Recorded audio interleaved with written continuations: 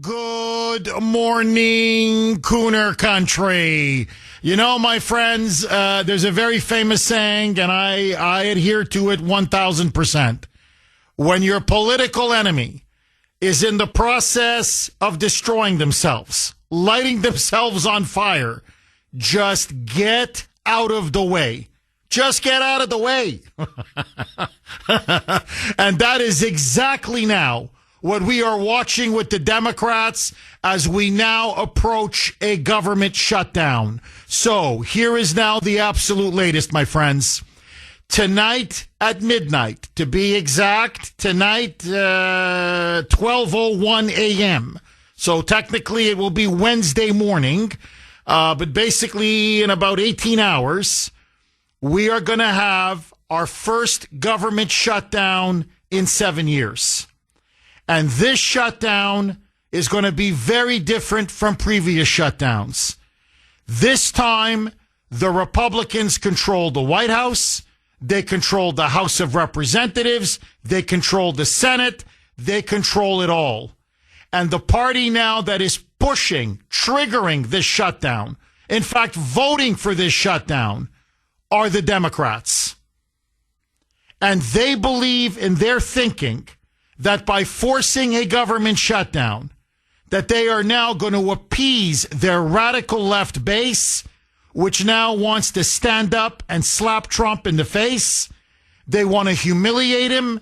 They believe now that by having a government shutdown, the public will blame the president and the Republicans and not the Democrats. And the Democrats are trying to make health care the issue. This is apparently the hill they believe they can fight on, die on, and win. And so here is now exactly what is taking place. The Republican House passed what's called a clean continuing resolution. Essentially, in a nutshell, it funds the government. It's a stopgap measure.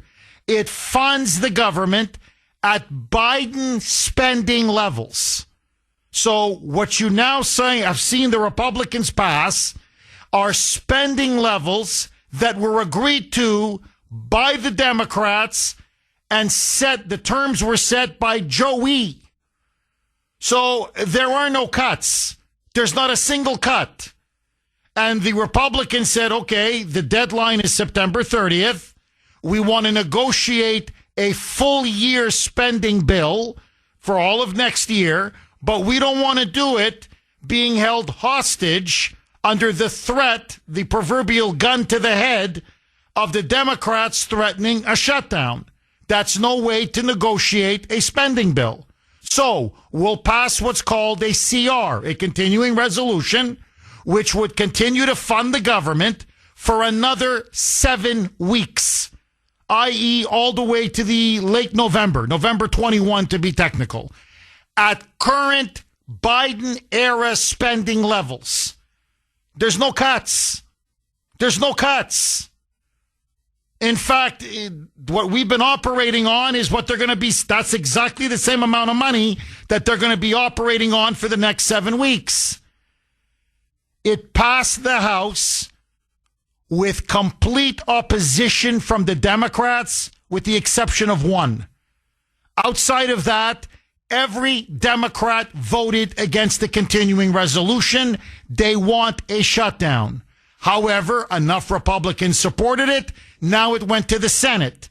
But it's different in the Senate, as all of you know. There, on most pieces of legislation, including this one, you need 60 votes because of the filibuster. Republicans have 53 votes. It's not enough. They need 7 Democrats to cross the aisle to come on board. Schumer now is refusing to budge. He told every Democrat, hold the line, vote against the continuing resolution. That means the Democrats are voting for a shutdown. They met yesterday with President Trump. There was a huge meeting in the White House. Hakeem Jeffries, the House Minority Leader, Chuck Schumer, the Senate Minority Leader for the Democrats, Speaker MAGA Mike, Mini Mike, as I like to call him, Mike Johnson. House Speaker was there, Senate Majority Leader John Thune, and of course, President Trump. And after hours and hours of negotiating, of haggling, of discussing, they walked out and both sides said, we are going to have a shutdown. It is now all but inevitable. And when you ask yourself, when everything is said and done, what are the Democrats' fundamental demands? They are holding now the country hostage. They are now going to plunge us into a shutdown. That means most non-essential services will not be funded. That means our military is not going to get paid. Remember, in parts of the country, as I pointed out on X last night, millions of Americans are now going to be going through hurricane season. With this government shutdown, they will not have access to flood insurance. So, why are the Democrats risking to paralyze the country and potentially do immense damage to the country?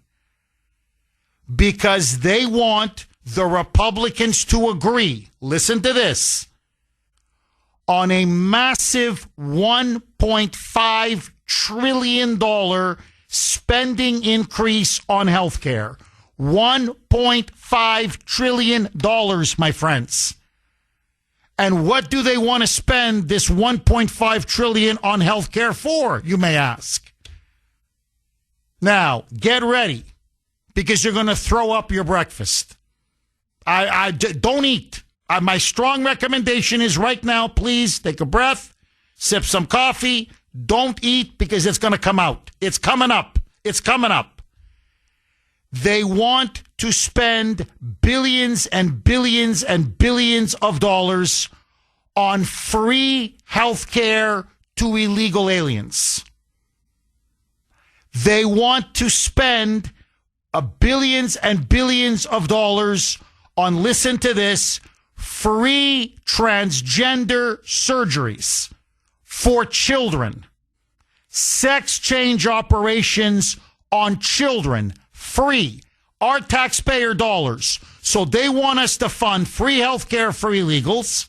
They want us to fund free transgender surgeries for children. And this is the hill they want to die on? By the way, they want to restore all funding. What this has to do with healthcare, I have no idea. They want to restore all funding to PBS and to NPR.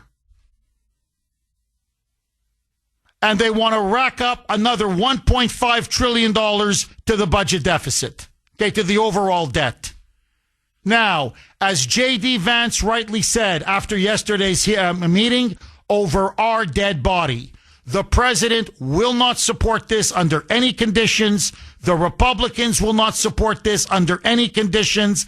But if the Democrats want to negotiate a bipartisan solution to fund the government properly next year, to do a big spending bill, then we can do it. But first, pass the continuing resolution so we are not negotiating against the clock and adding this monstrosity, this $1.5 trillion monstrosity onto the backs of the American people, where we don't even have time to look at the details or to see the implications or the consequences or what the hell is in this massive bill that they want to add on to this continuing resolution. This is no way to run a government. This is no way to run healthcare policy. And Schumer's answer again yesterday, niet. Forget funding the government for 7 weeks. He doesn't even want a stopgap measure that funds the government for 7 days. Meaning the Democrats are itching for a shutdown. My response, bring it on. If I'm President Trump, if I'm J.D. Vance, if I'm the Republicans in the House and the Senate, if the Democrats want to commit suicide, political suicide, let them do it.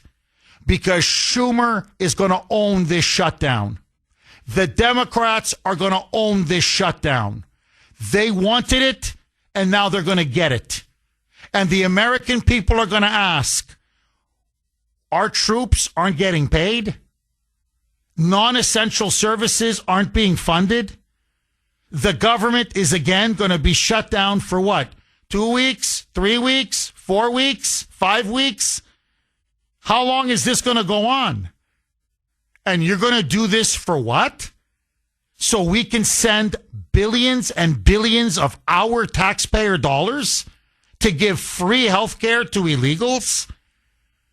I don't have free health care. Do you have free health care? Most Americans don't have free health care. Why the hell should illegal aliens get free health care that we pay for? This is sick. Why the hell should I be paying for the genital mutilation of 12, 13, 14, 15-year-old kids? If they want to have a sex change operation, let their parents pay for it. Why should I or you or the taxpayers pay for it? So here we are. We're less than 24 hours away from another government shutdown. And this one could last a while. This could go on. Anyway, 6:19, almost 6:20 on the great WRKO. Jeff Kuhner, Boston's Bulldozer, 617-266-6868. This is not a hypothetical question. This is a serious policy question that I'm asking all of Kuhner country to call in and weigh in on, because this is now what the Democrats are officially pushing for. They do not want to pass a continuing resolution, which would enable the government to be funded, as I said, basically till the end of November, 7 weeks, and then they could negotiate over the 7-week period for a full year spending bill that would include, say, health care. No. Schumer is telling them it's now or never. Either you agree to a $1.5 trillion, that's with a T, not B, T, $trillion, massive healthcare spending package now, like within the next couple of hours. You know, you don't have time to look at the details. You don't have time to look at the, who gets what, how is this going to be laid out, and how is this going to be formulated, and what's actually in this package, and all the details. No. You know what $1.5 trillion spending package is?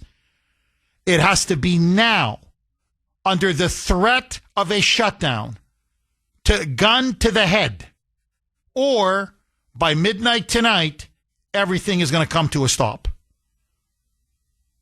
And what the Democrats now are openly championing is free health care. It's not free.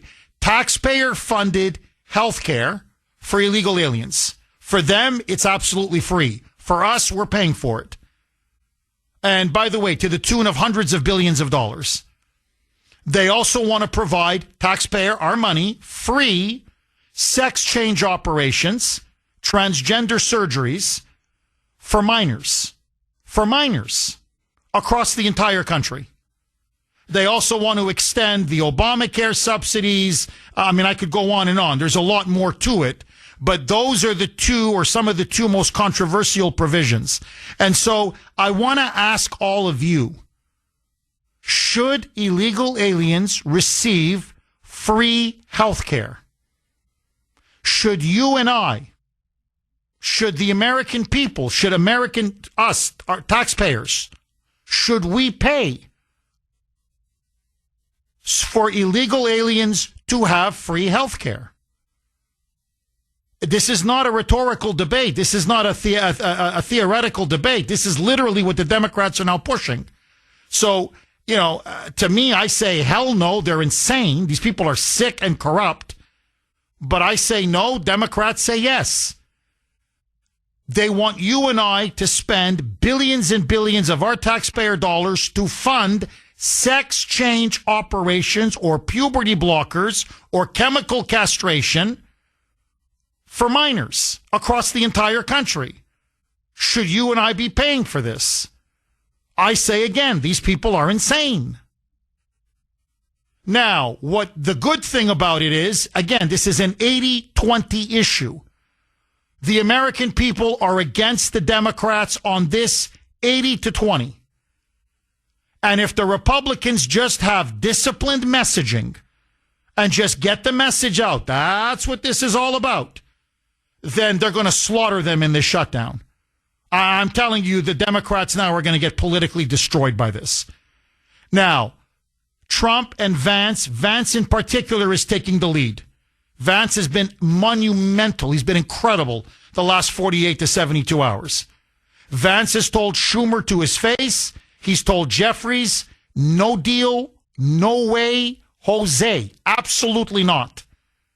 Mike Johnson, Thune, the Republicans, both in the House and in the Senate, are holding the line with Trump. They are not going to blink now, and they're daring the Democrats. You want to shut it down? It's your shutdown. You own it. And if this is the hill you want to die on, you die on this hill. Good luck, brother. Good luck.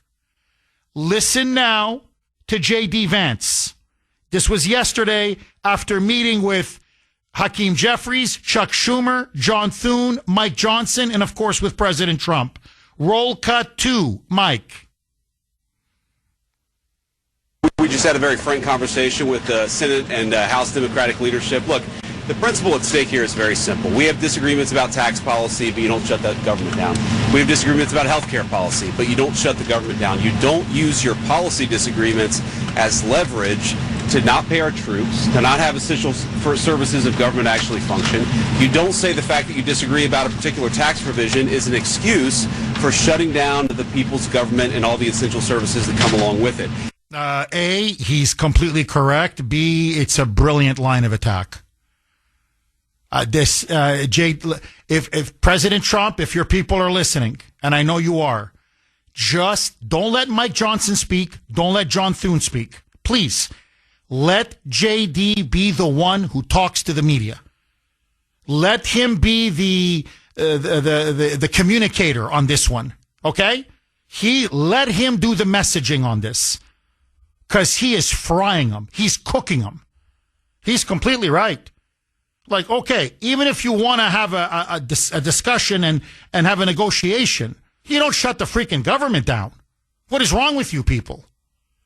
Listen to more JD saying Schumer in the past always said shutdowns are outrageous, they're wrong, they're a disaster. But this time, he's the one pushing for the shutdown. Roll cut 2A, Mike. If you look at what Chuck Schumer has said in the past consistently, it's whatever our disagreements are, let's negotiate with them.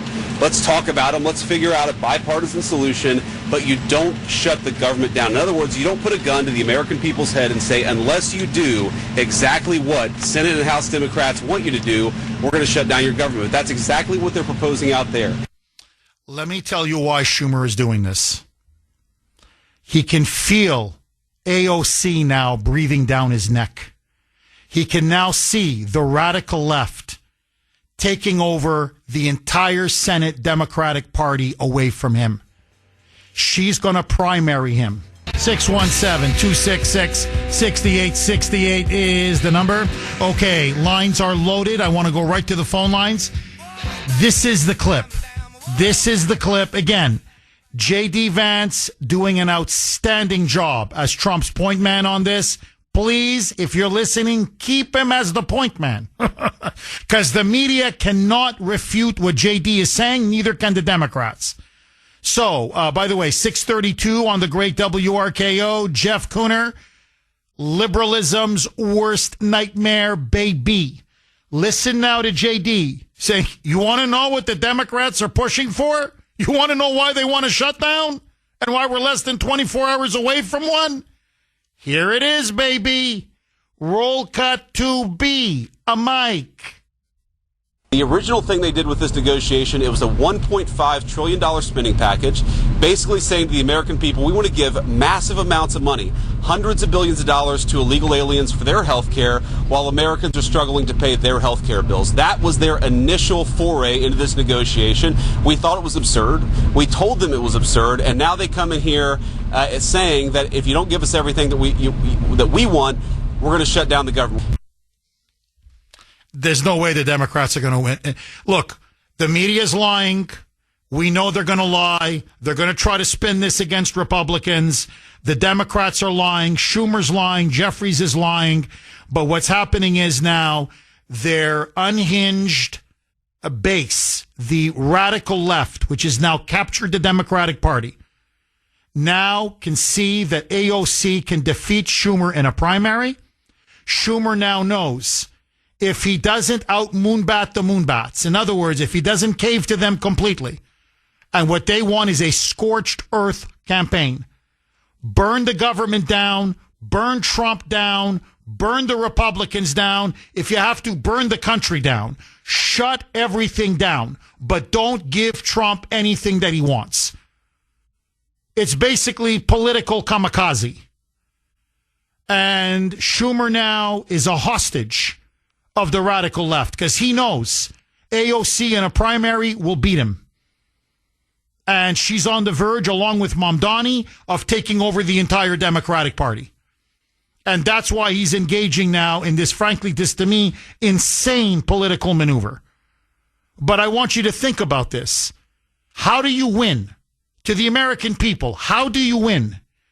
You want to give hundreds of billions of taxpayer dollars free health care for illegals while Americans are struggling to get by? And we don't get free health care? I can tell you, I don't get free health care. I'll tell you this. I get good health care, but I pay through the nose for it. This is a loser. This is a loser. And he's right. Their demands are utterly absurd. They're unhinged. And in this fight, the Republicans are holding all the cards. They have all the leverage because on this one, the Democrats are coming across as insane. Agree, disagree. I say if they want to shut down, bring it on. And no free health care for illegals over my dead body. Let's go to Angelo in Rockland. Thanks for holding, Angelo, and welcome. Jeff, yeah, they're really showing their true colors. They never let it up. And, you know, they're definitely not patriotic. I can't understand one thing, and that is these people are illegal aliens. They're illegally here. And how, I mean, you help them out a little, give them their plane ticket to go home and have a nice life. But come in legally. What don't they get? I don't understand it. And they keep rioting and they keep burning and they keep complaining and they want all to ruin those poor little kids that are a little confused. They don't know whether they're a boy or a girl. Well, guess what? If you're a skunk, you stink a little bit. You're a skunk. But I mean, you know, when you're legal age, become what you want. Don't milk our system. Don't go into schools and teach them this stuff that they're teaching them. Indoctrination is terrible. Just American good old science, math, English, reading, and have a nice time playing sports with boys and girls with girls. And whatever you want to do behind closed doors, God bless you. What do you think? Angelo, look, what you're talking about is normalcy, being normal, sane, common sense. And you're right. Look, again, the Democrats, this time they're really showing us who they are. They always put illegals ahead of Americans. Always. Always. And when you ask them, look, we're running record deficits. We're at now, what is it, $37 trillion, our national debt. We're going broke. So, first of all, we don't even have $1.5 trillion to spend. Like sober up, you know, that's what I'd say to Schumer and Jeffries and Pelosi and the whole gang. Sober up and get out of the bar. We don't have 1.5 trillion, period. But you want to give hundreds and hundreds of billions of dollars to our money, our hard-earned money that you and I work for, to give illegal aliens free health care? I mean, why don't you just spit in our face? The only money that we should be spending on illegals is to get them out of our country. That's it. A one-way ticket from where they're from. That's it. So, Americans don't get free health care. Literally, American citizens do not get free health care. You say, well, Jeff, I'm on Medicare. You paid for Medicare. Okay, Jeff, I'm on Medicaid. Yes, but there are many people who are working poor. They work, and that's the only form of health care they can get. We pay taxes for Medicaid. So you have illegals that shouldn't even be in this country, and the Democrats are saying, we're going to burn the whole government down. No. Think of this. There's going to be hurricanes coming. It's inevitable now. It's hurricane season. You're not going to get your flood insurance. Blank you. No. We got to give illegals free health care. The vets, the military, people serving. You're not going to get paid. Blank you. Why? Free health care for illegals. Most government services, blank you. You're not going to get it. Why? Free health care for illegals. So they mean that much to you? You value them over fellow Americans? Okay.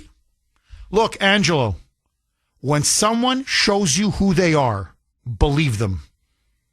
Democrats are traitors. They're anti-American, radical, Marxist, leftist traitors. And now it's out in the open. It couldn't be clearer. Thank you for that call, Angelo. Mark in New Hampshire. Thanks for holding, Mark, and welcome. Happy Tuesday from the, not great white north yet, but soon enough. Soon enough, Jeff. We'll have some snow. There's already some at the top of Mount Washington. So, woo-ha!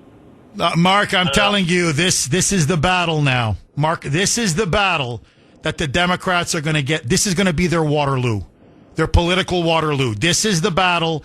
Trump sucked them in. J.D. Vance sucked them in. And now it's going to be the reckoning. The Democrats are going to get destroyed, demolished. The American people are already getting wind of what the Democrats are fighting for. Wait till it really gets out. When they're shutting down the government for what? Mark, they're committing suicide, and I love it. Just get out the popcorn, baby, and enjoy the show. Please, Mark, go ahead. So, a couple quick things. Democrats always running their mouths about democracy, Jeff, right?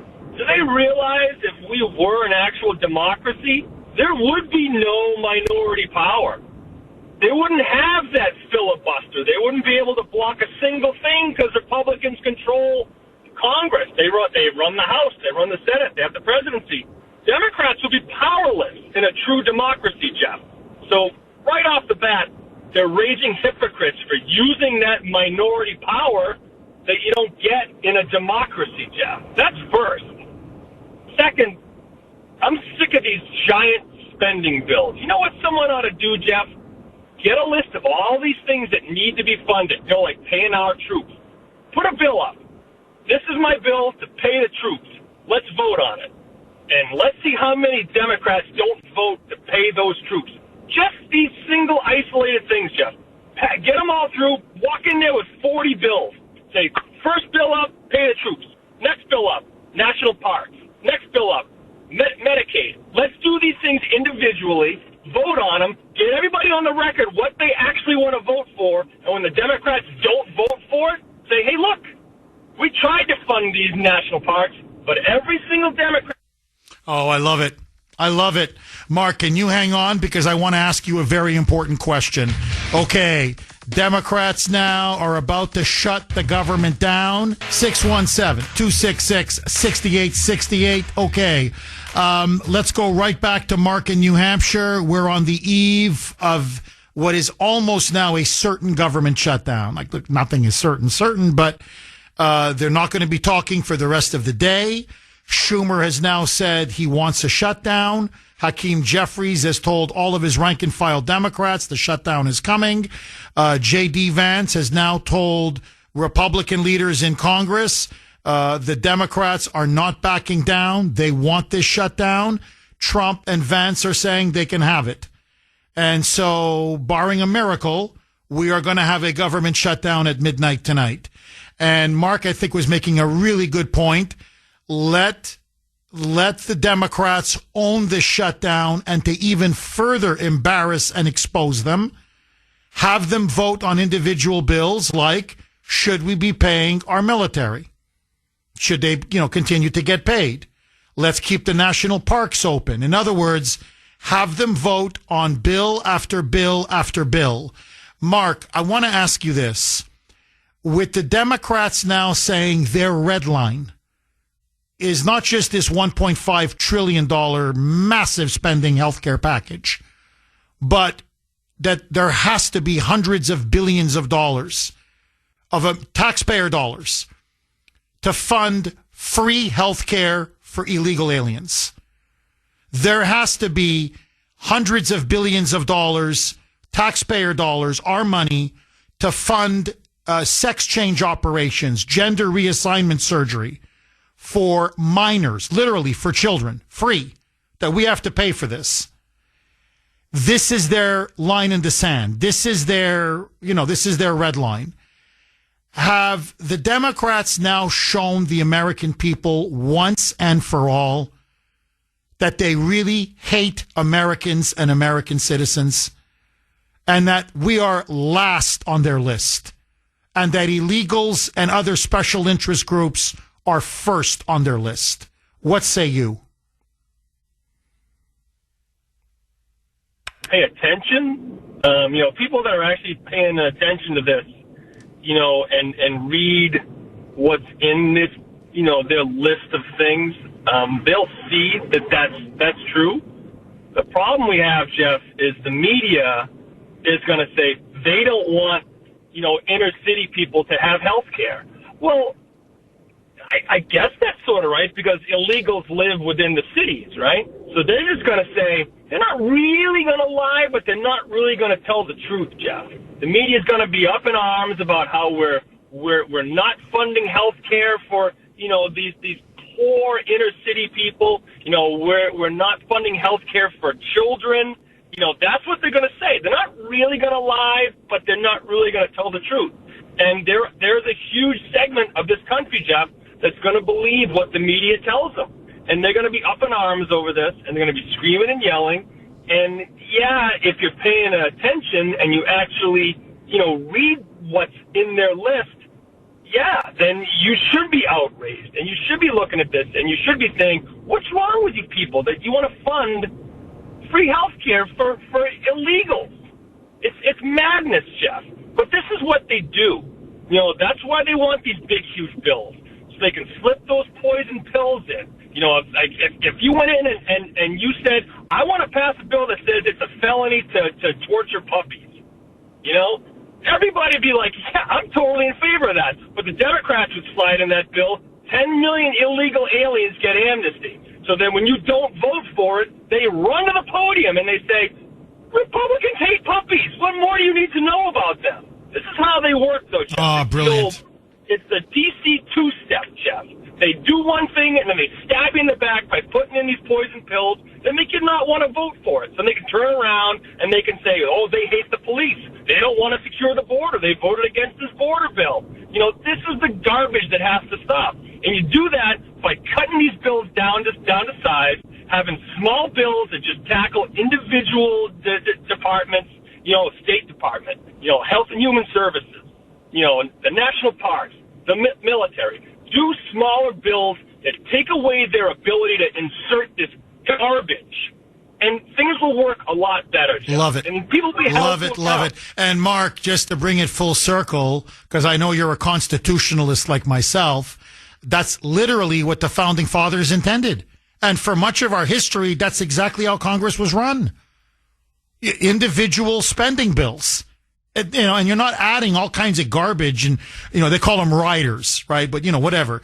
They don't, attachments as you put them, but they call them riders. All this other stuff. They just, not just pork barrel spending, but all these other things that have nothing to do with the bill, and they just load it in there.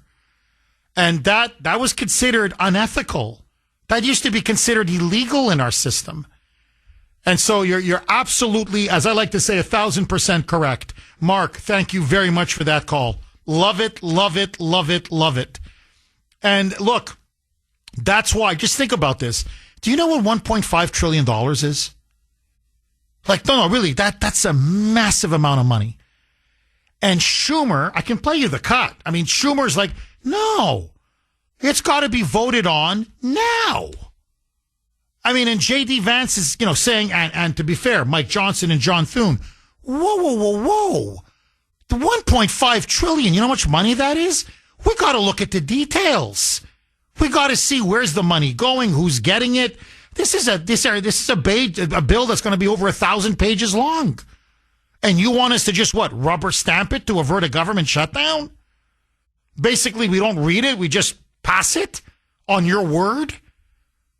And that's why they turned around and said, no, we'll give you a continuing resolution that will go, fund the government at current levels. Nothing's being cut, literally. And by the way, this was said under Biden. So these are spending levels that the Democrats and Biden agreed to several years ago. So nothing is being cut. Nothing. So we fund for another 7 weeks, and then we can negotiate. And let's look at your $1.5 trillion and let's see what's really in it. But Schumer doesn't want that, because then the whole thing is going to blow up, because the American people are going to see what's in that monstrosity. So literally, it's like hostage taking. That's J.D. Vance's point. They want us to negotiate with a gun to the head. You want to avert a shutdown? Pass the $1.5 trillion. Now. And the Republicans are rightly saying, no, absolutely not. Go, blank off. Go fly a kite, man. And then when you find out what's in it, just forget everything else. Hundreds of billions of dollars of our taxpayer money for free health care for illegals. And the Republicans are like, you're crazy. Really, you guys are crazy. That A, we would support this, and B, that the American people want us to do this. And let me just say this. Americans, we're still struggling with inflation. The number one issue, you ask it, poll after poll, it's not even close. Yes, immigration is important. Crime is important. There's no question. The border, deportations. The number one issue, people's pocketbook. They don't, how am I going to pay the bills? Pay for food, pay for groceries, pay for rent, pay for the mortgage. Pay to keep a roof over our head. Life is expensive. People are struggling to get by. People are living check to check. And you want us to spend hundreds of billions of dollars to give free health care to illegals? By the way, as we're in the process of deporting them. So you bring them in by the millions under Biden. And now we got to give them free health care. By the way, this would completely bankrupt us. That's the other thing nobody's even talking about. Say we gave Schumer and Jeffries and Pelosi and the Dems what they wanted. Do you know what it is to put 20 million illegals free health care? Do you know what that is? We're done. Finished. It's over. Finito. So honestly, you want to talk about a suicide pill? This is a suicide pill. The Republicans cannot cave on this. And I'm telling you, they won't. Trump and JD, no way. For the Democrats now, they always roll the Republicans. Look, how many shutdowns have we been through together? Just you and this great audience of ours. And the Republicans always wave the white flag, right? They always cave. Mark my words, not this time. And see, that's the fatal miscalculation on the part of the Democrats. Schumer went to him and said, no, they always cave. I know the Republicans, they always blink. Let it go on for a couple weeks, a shutdown. Our people in the media will hammer them. We'll get some of our paid activists to go to town halls and, start harassing these Republican members of Congress and yell and shout and scream. And maybe we'll get some BLM and Antifa people to, start protesting and shutting down traffic. And we'll raise the temperature. And you watch. They'll come back with their tail between their legs. Not this time. Not this time. Now they're going to smash into a solid wall. And this time, the Democrats, they're not just going to lose this battle. They are going to get annihilated in this battle. Just my prediction. Honestly, on this one, I'm fairly confident. Not fairly confident, I'm very confident. Susie in Bedford. Thanks for holding, Susie, and welcome. Good morning, Jeff. Hi, Susie. I'm glad you're recovering well. I agree with Mark 100%. I agree with you 100%. Here is the fact. Democrats are like toddlers. They're going to hold their breath. They're going to kick and scream and hold their breath again. Eventually, holding their breath long enough, they're going to pass out. When they pass out and they come to, then maybe they will be a little bit more reasonable, but absolutely 100%. President Trump, Vice President Vance, hold the line. We, the people, are entitled to have a voice in this.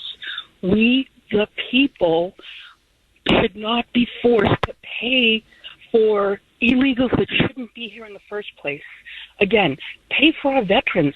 You know, my daughter is a Marine veteran, and I have several Marine veteran children. They're my children. And one is having a very difficult time getting mental health support and she's a veteran. She's a Marine veteran, and it was catastrophic what happened in her family. And all she's doing is looking for a little bit of support. She can't get it. You know why she can't get it? Because all this money is going to these illegals.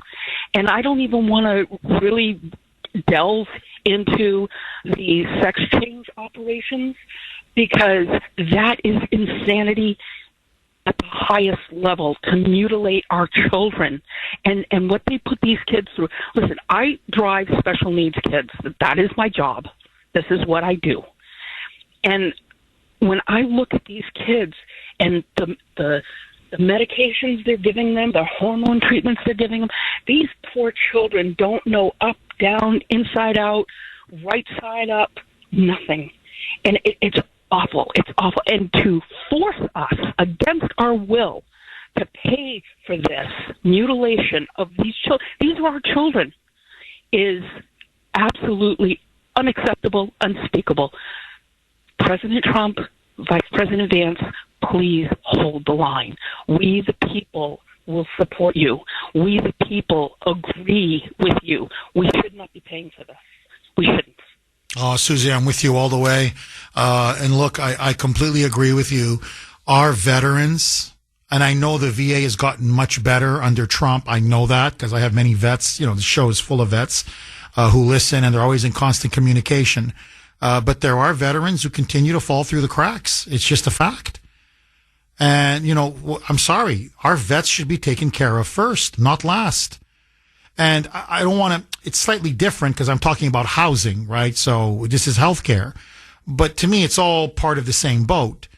Look, we had to help recently a homeless veteran. This show, frankly, it was Sandy and me, okay, together. We had to help a homeless vet get shelter. I'm telling you, we had to get a homeless vet shelter. Because the VA wasn't there for him, Veterans Affairs wasn't there for him. This poor man served multiple tours, got mental health issues, suffered from PTSD and then other issues. He was not being treated. He was ignored. He was neglected. He was marginalized. He was literally sleeping in the winter out on the street. And he only had a little radio, and he would listen to my show. And I don't know how he got hold of a phone, but he got hold of a phone and he called in. And he said, I love listening to your show, and I want you to know that I'm out on the streets. I live on in a cardboard box. And my blood pressure went through the roof. And Sandy and I spoke. This was off air, and we got his name. We found out basically where he's sleeping. Okay, it was in downtown Boston. And we put him in a place now where he is able to sleep with a roof and a nice comfortable bed, a clean bed. And then I contacted other people, and he gets 3 square meals a day. And then I contacted other people who then drive him to the VA for him to get his treatment, which he deserves it. He fought for it. He earned it. Now, what I'm just saying is I'm happy to do it. Please don't misunderstand me. But that's not my job, man. Like, we have a Veterans Affairs Department for that. But you don't see the Democrats didn't help. This was all voluntary.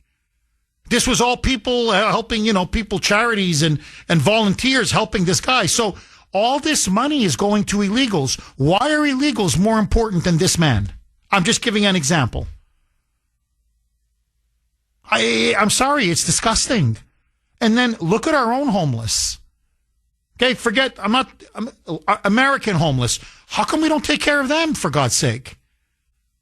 And look, again, I'm not comparing my situation, but I just want to show to you how outrageous this is. This is genital mutilation, what they're doing on these sex change operations to these minors and giving them these hormones and puberty blockers, which, by the way, they can never, ever have intimate relations. It destroys their sex drive. Literally, they can't do it. Okay? They can no longer, be intimate, ever. Like, the long-term consequences of this are devastating. But let that go. Children have problems. That's just a fact of life. I decided to adopt. Grace and I did. We have 2 beautiful children. But there are issues. Now, I would never, just to give you as a matter of principle, say, you know what, Susie? My Ashton's dyslexic. My kids are ADHD. Like, they got problems. So you're going to have to pay for them to have extra tutors. You're going to have to pay for them how to deal with their dyslexia and their ADHD. And you would rightfully say to me, hey, Jeff, I didn't ask you to adopt these kids. Like, hey, I got my own problems. So why do I have to pay for your kids' ADHD and dyslexia? And you'd be 1,000% correct. I'm not trying to be cold-hearted. I'm just saying, look, I made the decision to adopt. We did. Grace and I did. We knew the risks. I'm happy to do it. I'm just saying, how is this your concern? Now, your child has some gender issues. I believe a lot of it is being indoctrinated and brainwashed and forced upon the kids. I think it's really sad. Actually, I think it's child abuse. But let's say your child really does have issues about, am I a boy? Am I a girl? How is this my problem? That's your problem. That's your child. And if you want to have your child have a sex change operation, I believe it should only be done when that child is an adult. But it's going to be on your dime. Why should I pay for your child's sex change operation? This is ridiculous. So the whole principle of the thing I find disgusting. And so there's this idea now that we're like a charity. We're not a country. We're a charity. But we're not a charity for our own. No, we're a charity for illegal aliens or a special interest group that votes for the Democratic Party. I mean, Susie, am I wrong? Oh, you're absolutely correct. I agree 100%. And again, if they need these surgeries, let them do it when they're adults. And on their dime. Absolutely on their dime. Absolutely. I agree. And you know what? Chuck you, Schumer, the clown, and Hakeem, he's the one that was pulling the fire alarm, right? Let them have their temper tantrums. But again, if Vice President Vance can get out there in the media, because they want to use the media as leverage, they want to use propaganda, they want to use communist tactics, because this is what it is.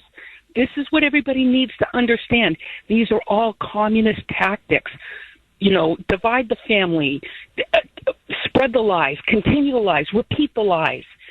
If we can get somebody articulate and polished and very intelligent, Vice President Vance, in front of these cameras and say, oh, no, wait a minute, this is what's actually going on, then it's gonna put a stop to this.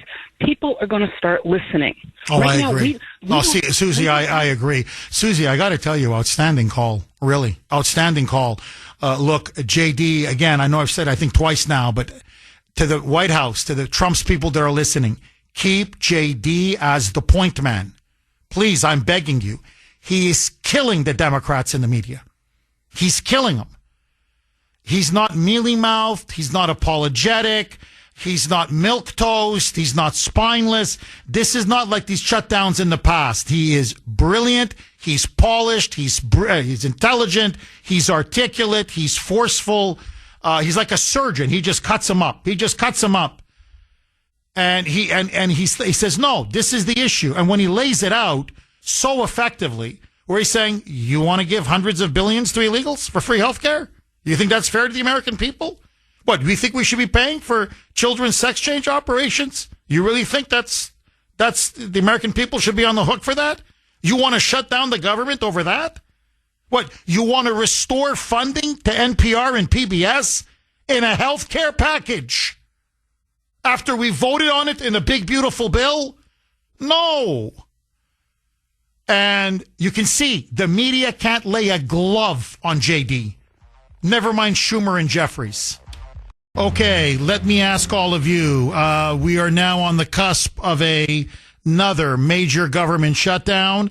It is the Kuhner Country poll question of the day, sponsored by Mario's. Mario's Quality Roofing, Siding, and Windows. Who will look worse if the government shuts down? A, Republicans, B, Democrats. In other words, who do you think will pay the political price? A, Republicans, B, Democrats. You can vote on our webpage, wrko.com/Kuhner, wrko.com/Kuhner, Kuhn as in national ER. As always, you can also vote on X, and I was very active last night on X. My handle there, all one word, at the Kuhner Report, Kuhn as in national ER. Lines are blazing. Dave in Brookline. Thanks for holding, Dave, and welcome. Yeah. I'm good. How are you, Dave? Not bad. Jeff, number one, on this whole bill, Donald Trump made it very clear there was only two genders, male and female. God did not make transgender, Jeff. This is man's experiment to where they want to try to see what it's going to look like. And, Jeff, these doctors who are doing this type of thing will answer to God for it in their days when they go their way. Number two, Jeff, they want to give the illegals all this crazy money for something they don't even work for that we've been paying into for the past 50 years, 70 years almost for me. But on top of it, Jeff, yesterday, for an example, I saw a lady sleeping in the street, Jeff. She had to have been 70, maybe 75 years old, sound asleep. Where's the money for the homeless people that need a place to get a bed? The homeless people, the homeless veterans, Jeff. Where's that money that the veterans went to war for to keep this country free from all this crazy communistic attitudes they have? Jeff, it's sickening. No money for the illegals. No money for transgenderism. And these doctors at the Children's Hospital, they will answer for it someday, Jeff. Dave, bang, bang, bang on every single point. You're absolutely spot on. I want to ask you this, Dave. You mentioned how they're going to have to answer for this, and I agree with you. I think we're going to look back, the way we look back in certain periods of American history, and say, my God, what were people thinking? This is clear child abuse. This is genital mutilation. This is really a form of torture. That's what they're doing. This is torture. And that they're involved in this and that they're complicit in this, I think is going to taint them for generations to come. I think the left is never going to recover from this. But I got to ask you this, Dave. It's one thing if, say, a mother or a father abuse their child and force them, say, at 12 or 13 or 14 years of age, to take these hormone blockers or these hormones, forgive me, or these puberty blockers or do chemical castration or, God forbid, start, mutilating some of their private parts and forcing this, this sex, this gender reassignment surgery, or for these doctors to be participants in this. But now, by having us fund it, this is what the Democrats are planning, or this is what they want. It's like they're going to make you and me and every taxpayer complicit. Up to now, it's, if to use a biblical term, it's their sin. It's their crime. It's on their conscience. But now, by forcing all of us to have to, if they pass this, which they won't, but if they pass this, or if they get the Republicans to cave, then we're basically paying, funding, subsidizing, and financially underwriting this atrocity. And then suddenly, Dave, you and I are going to have to answer, because God's going to say, but who paid for it? You did. So do decent, civilized Americans have a moral duty to not pay for these transgender surgeries? I'm just curious. Where do you stand on that, Dave? Jeff, it comes down to this. They're forcing us to pay it out of our taxes. The government does what they want to do, and yet they don't care about human life, Jeff. We're being forced to pay taxes into this. It's not even right. It's illegal for us to even have to pay taxes. Jeff, I've seen enough going on since I've been dealing with this type of work. And, Jeff, it's sickening. Like the lady was saying earlier, about the medication some of these young kids have to take who can't know heads up and heads down. Jeff, I deal with special needs on top of this job and everything else. And Jeff, you gotta look back. I mean, I pick people up who can't even speak, who can't even hold an intelligent conversation because of the physical elements of what's happened in their life. And Jeff, I don't know. I have no idea, Jeff. We're being forced to pay taxes into this if this goes through. And J.D. Vance has to keep his mallet right where it is and let him take over. And the heck with whatever George Soros or whatever friggin' Biden wants. Maybe Biden should have gotten a transgender surgery years ago when he was a kid. Dave, thank you very much for that call. No, JD has to hold a line. Trump has to hold a line on this. They will. But, just if they need any more reinforcement or any more, any more reassurance, you have to hold the line on this. I'm not paying for someone else's transgender surgery. Okay, listen now to J.D. Vance. This was after yesterday's meeting in the White House with President Trump, along with Speaker Mini Mike Johnson, John Thune, the Senate Majority Leader, Hakeem Jeffries, the House Minority Leader, and, of course, Chuck Schumer, the Senate Minority Leader. J.D. wasn't having any of it. And already anticipating the media Democrat talking points, he said, you watch, now they're going to say the healthcare system is broken. And that's why we have to spend another $1.5 trillion to try to so-called fix the problem. But remember, who caused the problem? Who gave us Obamacare? Who gave us everything that is wrong with our healthcare system over the last 10 years? The very same Democrats who now say they need another $1.5 trillion to fix the problems that they created. Roll cut to C, Mike. You will hear a lot from Senate Democrats, from House Democrats about the fact that American healthcare policy is broken.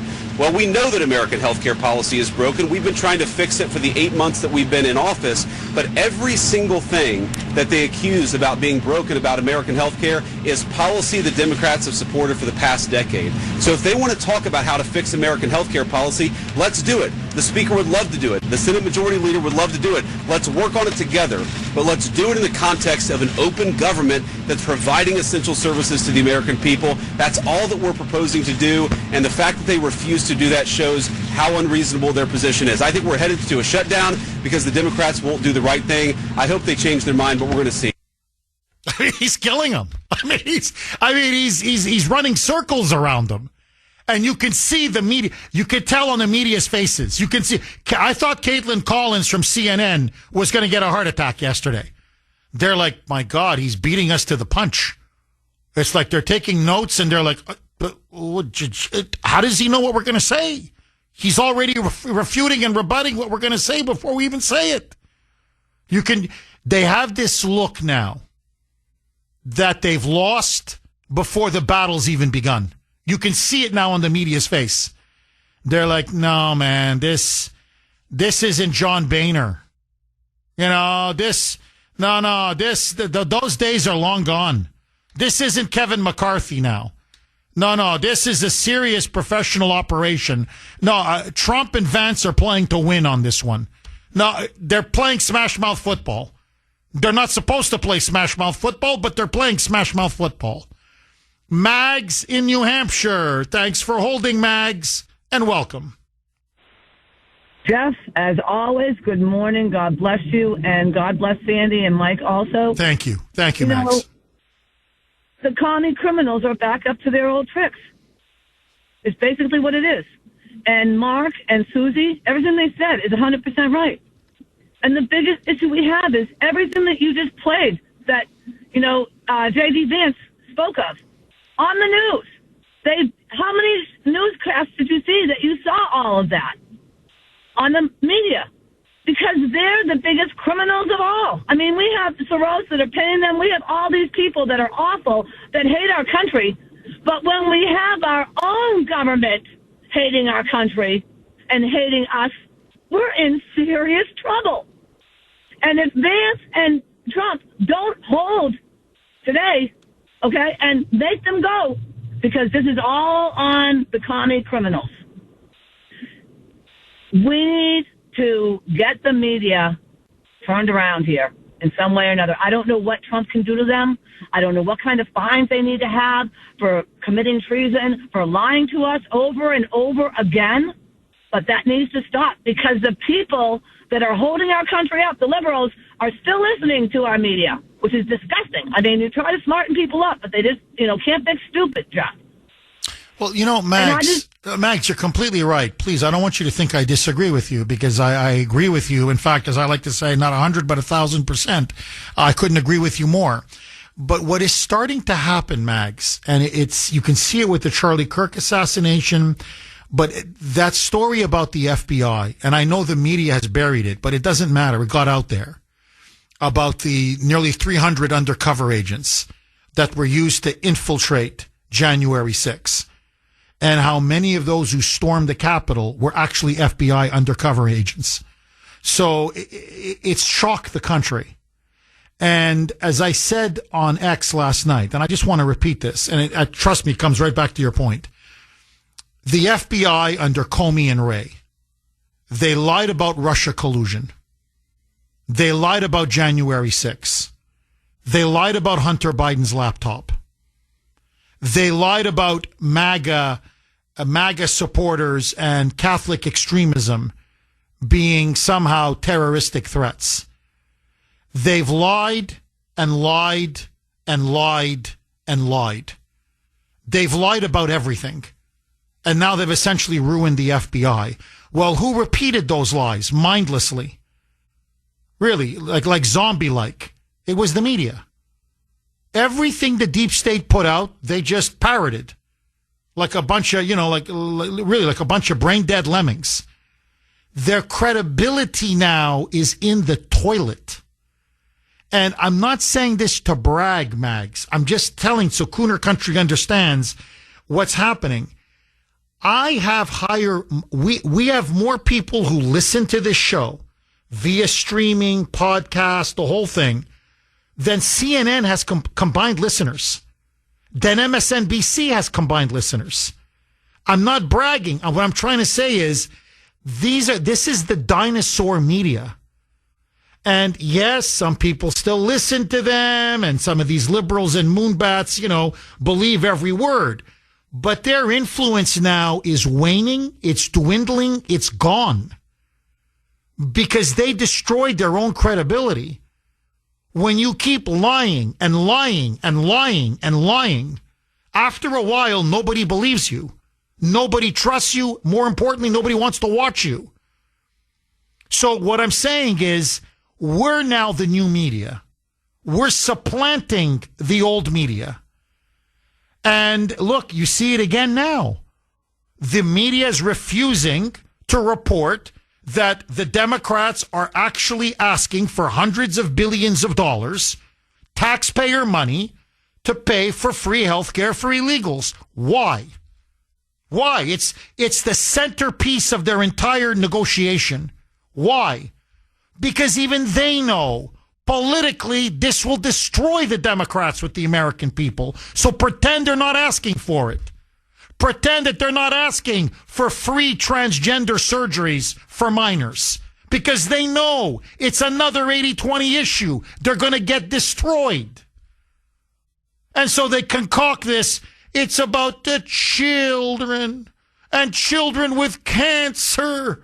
And they're not going to get the treatment that they deserve, which is a lie. And that's why you see them and it's click. Nobody watches them. And that's their problem, Mags. It's like under communism. After a while, nobody believed them.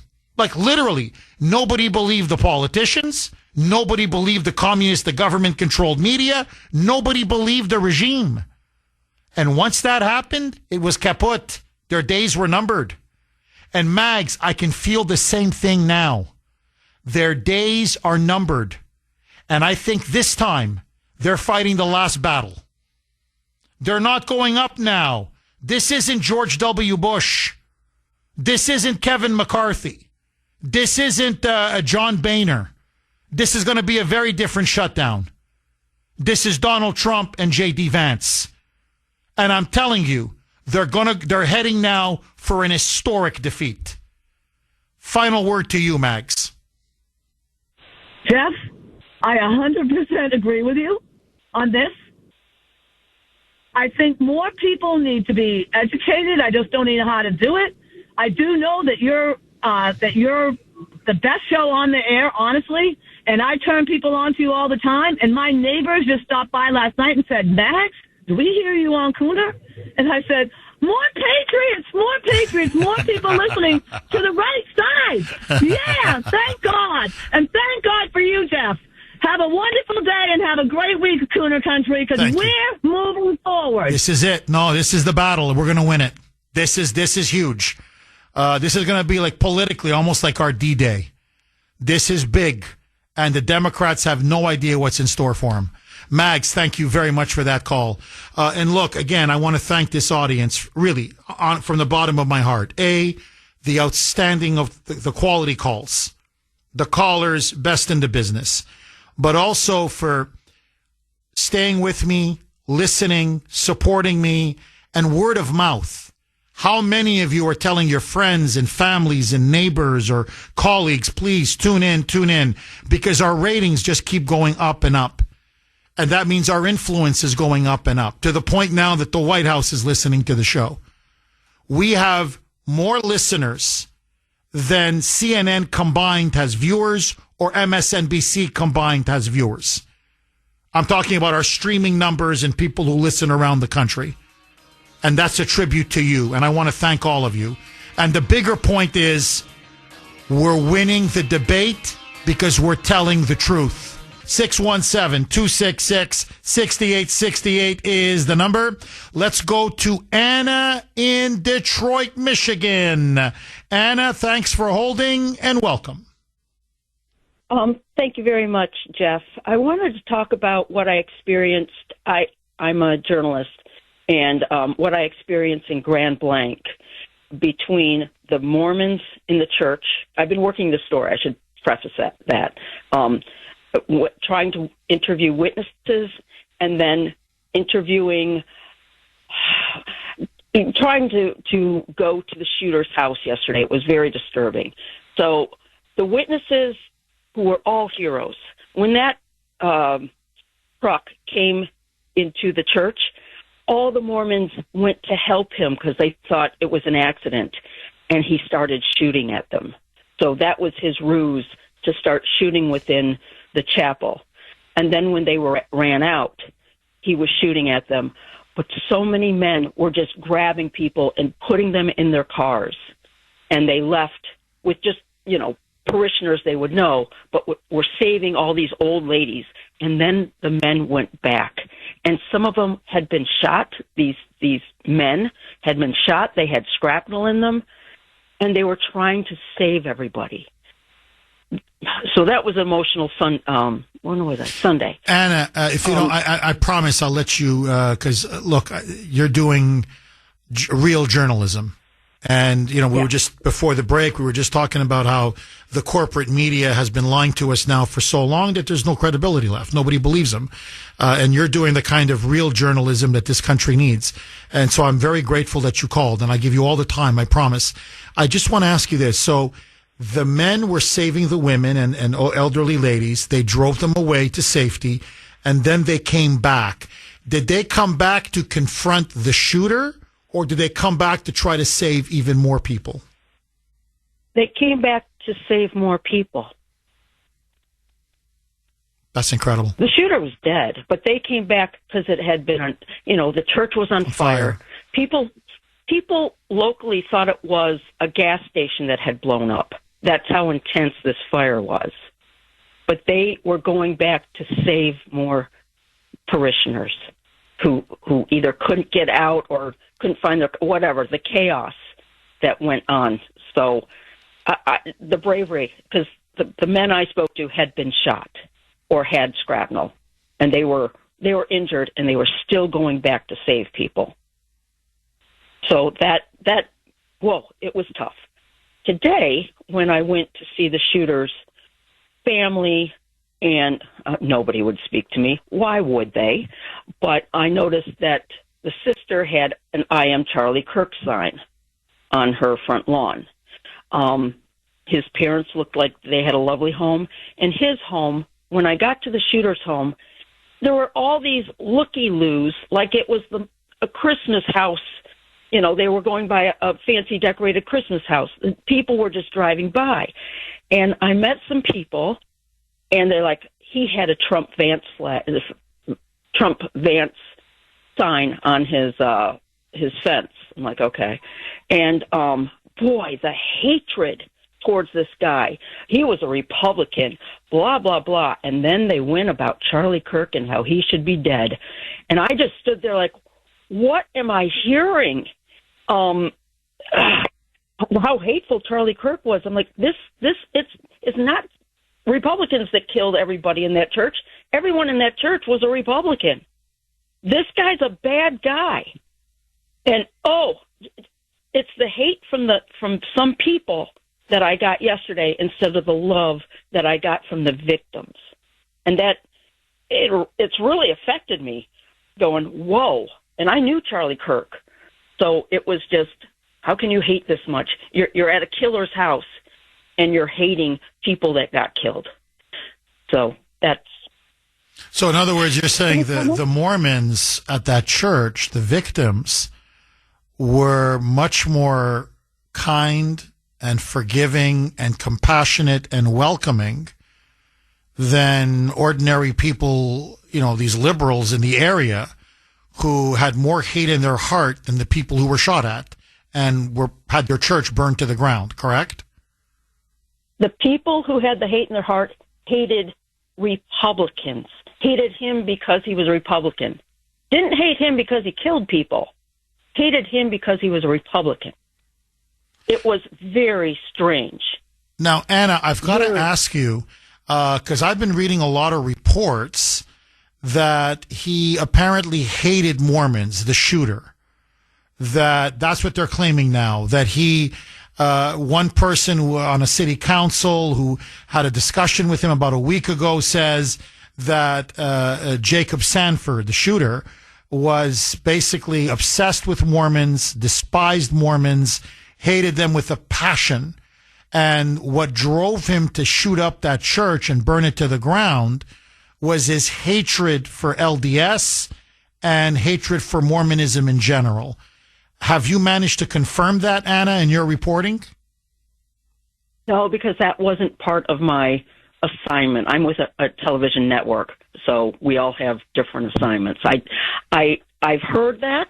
I can't confirm that, but I've read that. That there was hatred of Mormons. And the other thing I want to say about this area, very Republican area, very MAGA, is that there's a lot of land. And I kept driving through the countryside, and there are churches everywhere, but they're exposed, just like the Mormon church, which was kind of in town. But when you go in the country, you see these huge churches with fields around them, so exposed. It's like, oh, my God, are we going to have just one of these a week? What's happening here? So I don't know what's happening to this country.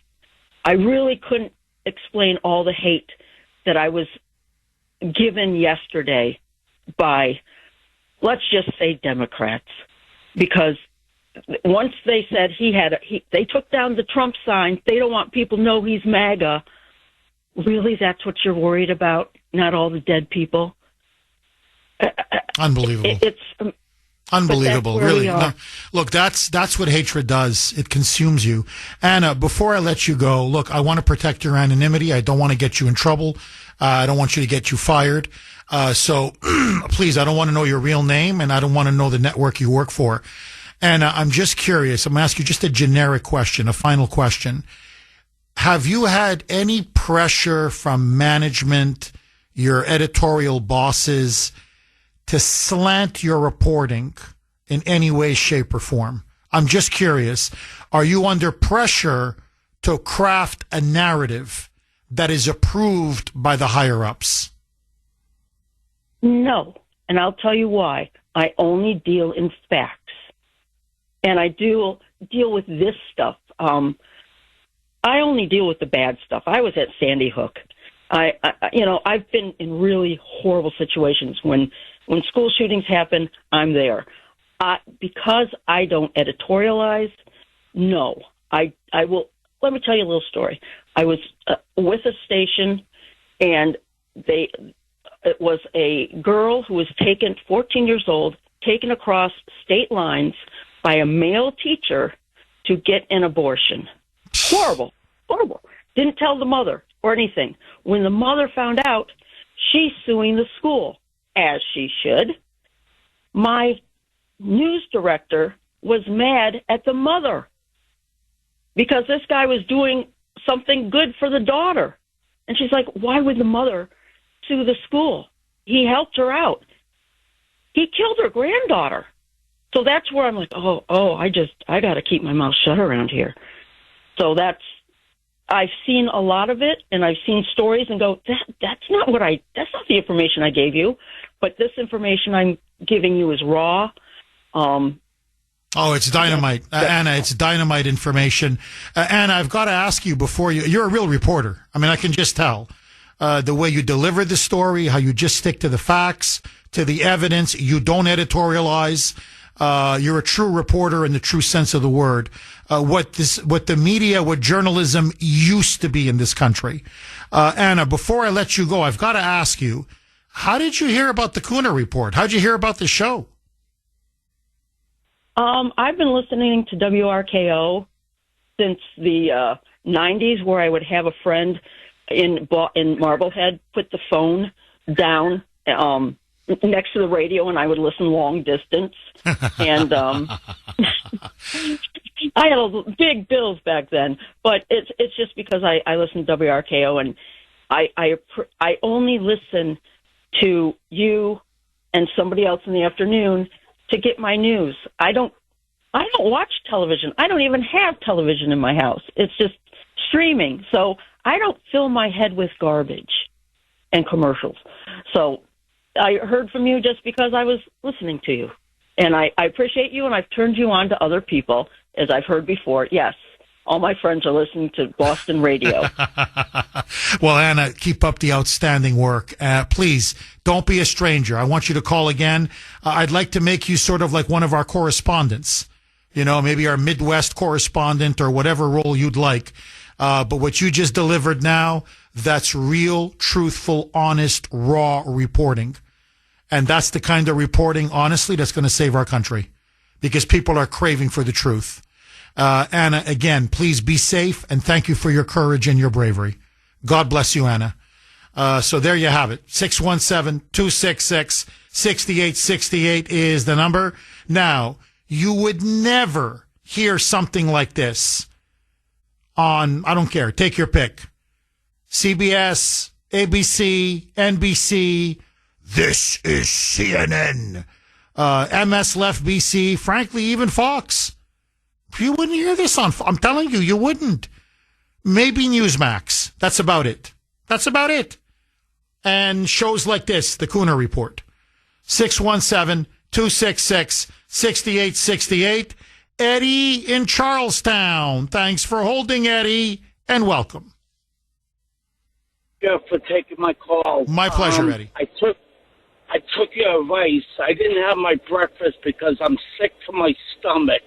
Okay, I'm a disabled veteran, 60%. It took me 15 years to get 60%, and I'm trying to get more because my disabilities are getting worse. And it's disgusting to find out that these politicians that work for us want to give away our taxpayers' dollars and give it to not even Americans, but to the world. It's unheard of. And right now, I'm calling out every American citizen, every disabled veteran, every veteran to stand up to the plate and be heard. We're not going to take this. I'm on my way right now to a VA appointment, and while I'm there, I'm going to spread the word, what's going on. I'm sure they know, but I'm going to start rallying the troops. And if they think I'm blowing smoke, they can ask the mayor of Medford, because when she went against the veterans and suspended the veterans officer a few years ago in the city of Medford, I rallied and I put the pressure on her, and guess what? She blinked and she brought that veterans officer back because she was a crazy moonbat and she was trying to take away veterans benefits. And I started an organization called Veterans Benefits Matter, and I put pressure on her and she blinked. And you know what? I want every American veteran, every disabled, like I said, every disabled American veteran, and every American citizen. This is an outrage. It's an outrage. And if they're crazy enough to put up with it, I'm not, because I'm going to be heard. And if I have to go to the State House like I did the City of Medford City Hall, I'll go to the State House, I'll go to the Capitol, and I'll be heard. And I want to rally the troops. And that's all I have to say. These politicians work for us, and we have to get them out of office. If I have to, I'll run for Congress wherever they are. Oh, my God. You would blow them out of the water. Eddie, please, they couldn't shine your shoes. Really, I'm telling you the truth. They're not 1/100th the person that you are. No, and look, Eddie, first of all, in case I forget, because, sometimes I get caught up I get a little emotional when I talk about things like this. So I want to tell you right away, I want to thank you for your service. You have no idea how much I love vets like you, disabled vets like you. I'm behind this microphone because of veterans like you. I have the freedom to speak the truth because of veterans like you. And so I cannot thank you enough. And look, this is beyond outrageous. We should be putting our veterans, especially our disabled veterans like you, first. Not last, first. And Eddie, I don't need to tell you. You know this better than I do and more than 99% of the American people. Can you imagine what hundreds and hundreds of billions of dollars in health care for disabled veterans would do to the veteran community? I mean, the kind of good quality gold-plated health care they would be getting that they deserve, that they fought for, that they bled for, that some of them died for. And we're just going to what? Give it away to illegal aliens who have no right to be here? These parasites who are just living off the fat of the land, taking advantage of us? And then what? We're going to pay for, the sex change operations of these transgendered kids? That's another thing now we got to start paying for? But again, the veterans are at the back of the line. Enough. I'm tired of it. And I think that, Eddie, on this one, I'm telling you, over 80% of the American people are with you. They're with us. They're with Trump. They're with J.D. Vance. And they're with the Republicans. So, honestly, Eddie, please, when they shut the government down tonight, please don't get mad. I'm telling you, don't get mad. Because now the Democrats are going to face a defeat like they've never faced. I know they got defeated in the November 2024 elections. But you watch. Their poll numbers are going to crater. They're going to collapse. The American people are going to find out. So we're not getting basic services. Why? Our troops are not getting paid. Why? Oh, hold on. There's no flood insurance as hurricanes are hammering the Carolinas or Florida, or as they usually do at this season. Why? Hold on. What? Free health care for illegals? Free transgender surgeries for minors? Are these Democrats on drugs? They'll never recover. Eddie, I'm telling you, they will not recover. So, my friend, you go inside that VA, you tell your fellow veterans what's happening, and you tell all of them, hold the line. No free health care to illegals. Period. Full stop. You, Eddie, come first. And you tell the veterans at the VA, that the hospital you're going to, all of you, say the Kuhner man said this, all of you come first. They work for us. We don't work for these scumbag politicians. And now with this shutdown, they're going to learn their lesson. They're going to learn their lesson, a lesson they're never going to forget. Eddie, thank you very much for that call. 617-266-6868 is the number. Annie on the South Shore. Thanks for holding, Annie, and welcome. Hi, Jeff. Boy, did you get my dander up at that last one. My husband, being a disabled veteran, been fighting for his disability, and I could get into a long story, but when we found out that you have to have 100% disability in order for them to help you with your teeth, but the illegals can go right in there and they can get their teeth absolutely free. So I'm going to leave that and move on to the next thing that I called. How outrageous is it that we, the United States of America, are sitting here talking about a shutdown over illegals? Illegals. I am so sick and tired of it. I want the government shut down. I want all of these Democrats' paychecks to be held back. I want them all to be investigated for aiding and abetting the enemy, because we are at war. We are being taken over, and the Democrats are aiding and abetting. That is exactly what they're doing. The time is now. The time has come. I want Donald Trump to take to the airwaves, and I want him to tell the American people exactly what is happening, step by step. Who is responsible for it? And then I want to see these great, big, huge military planes loaded up with all of these illegals who get a paycheck, who get free housing, who get free food, free medical, free everything. And as you say, the veterans are living on the street. This is evil. This is sick. The time is now, and we need to stop it. Jeff, what is left? Annie, look, this is the hill to die on. I mean, I'm saying politically, this is the hill to die on. for the Republicans, I think for the Trump administration, for the American people, for J.D. Vance. This is it. This is the fight we want. This is it. This crystallizes the differences between both parties like I've never seen, and between Trump and his liberal enemies. So you guys want to shut the entire government down because you think illegals don't get enough free health care? And you want to now give minors free sex change operations? Yeah, no, it's over now. No, we're not. The answer is no. The answer is hell no. And you want to shut it down? Shut it down. And let the American people decide is what kind of a country they want to live in and how they want their taxpayer money spent. And I just got to say this, Annie, because I'm sorry, it's the truth and it needs to be said. You're married to a disabled veteran. God bless him, and please tell him I said thank you for his service. Tell me, does he get free food? In fact, are his meals catered the way these illegals are? Does he get free health care? Does he get free dental? Does he get free housing?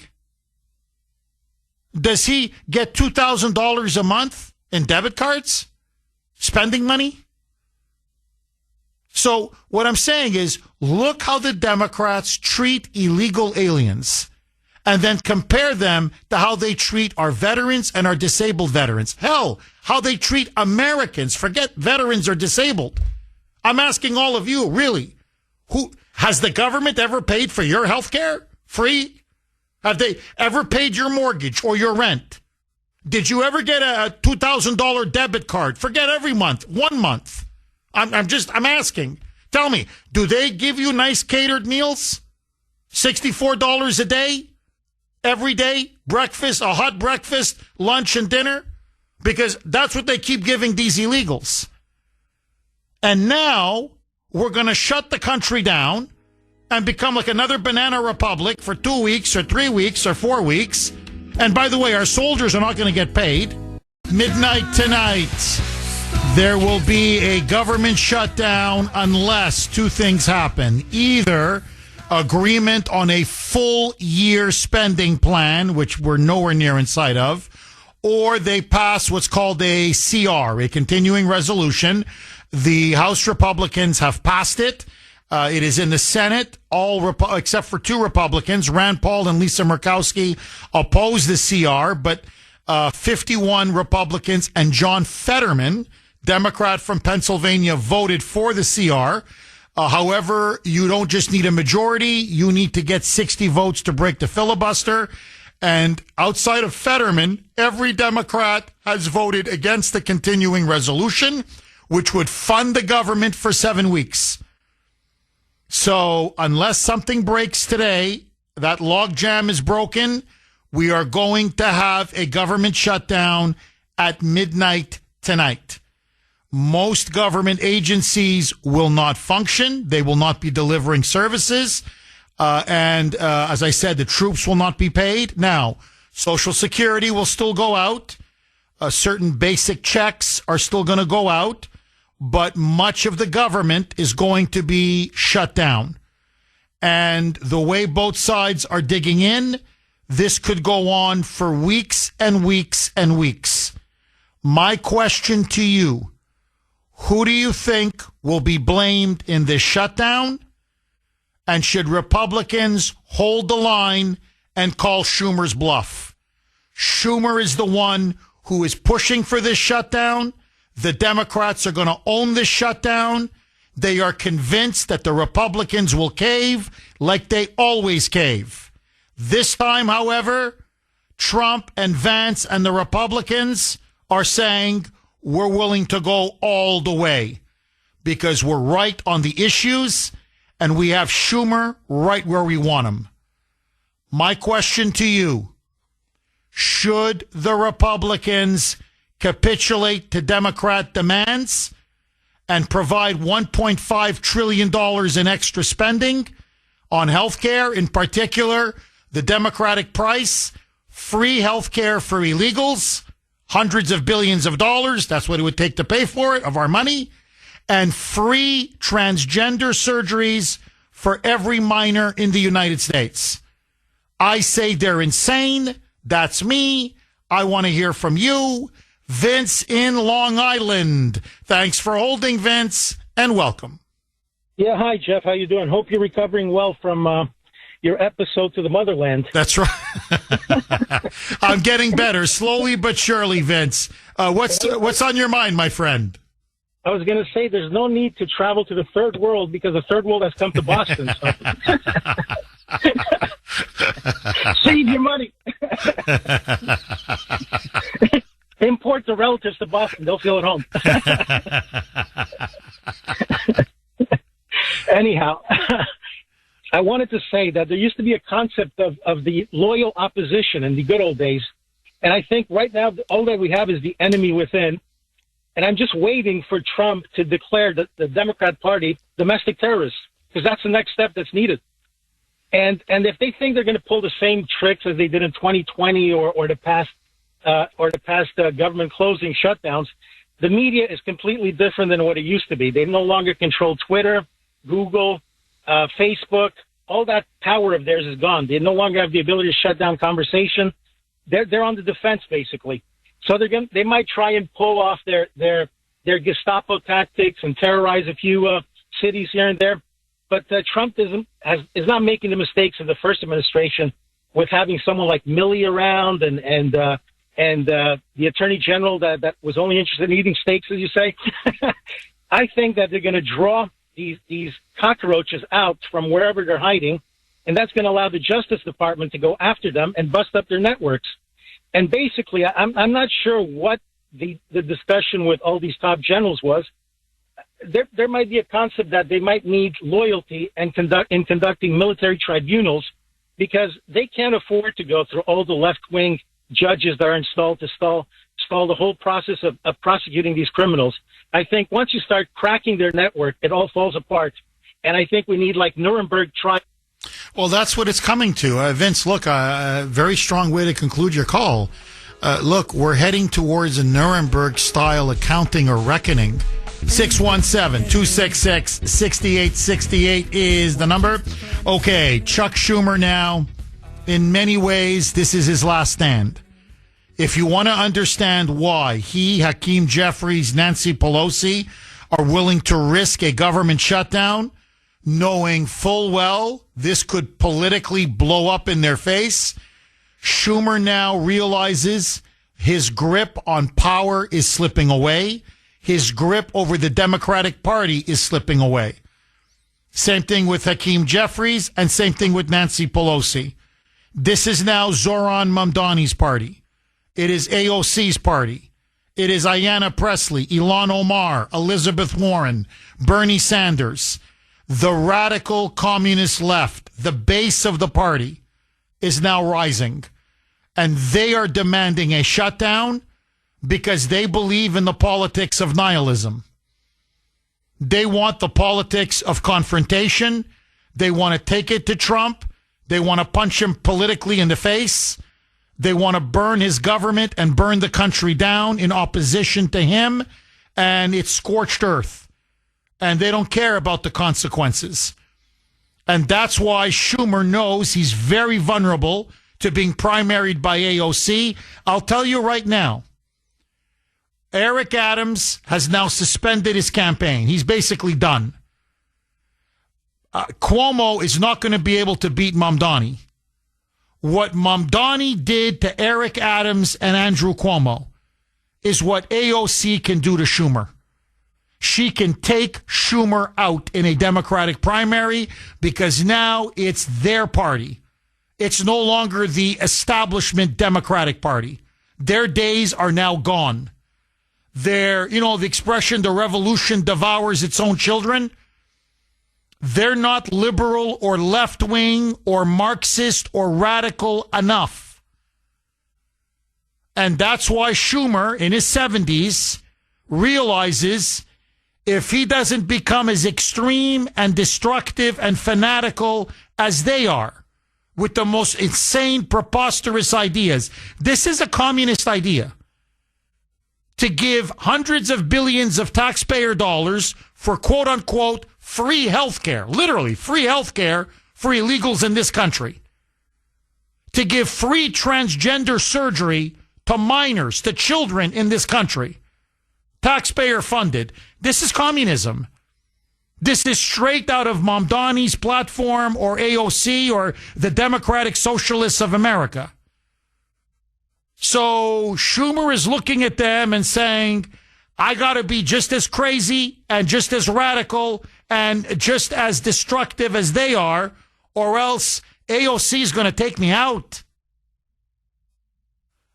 Listen now to Chuck Schumer.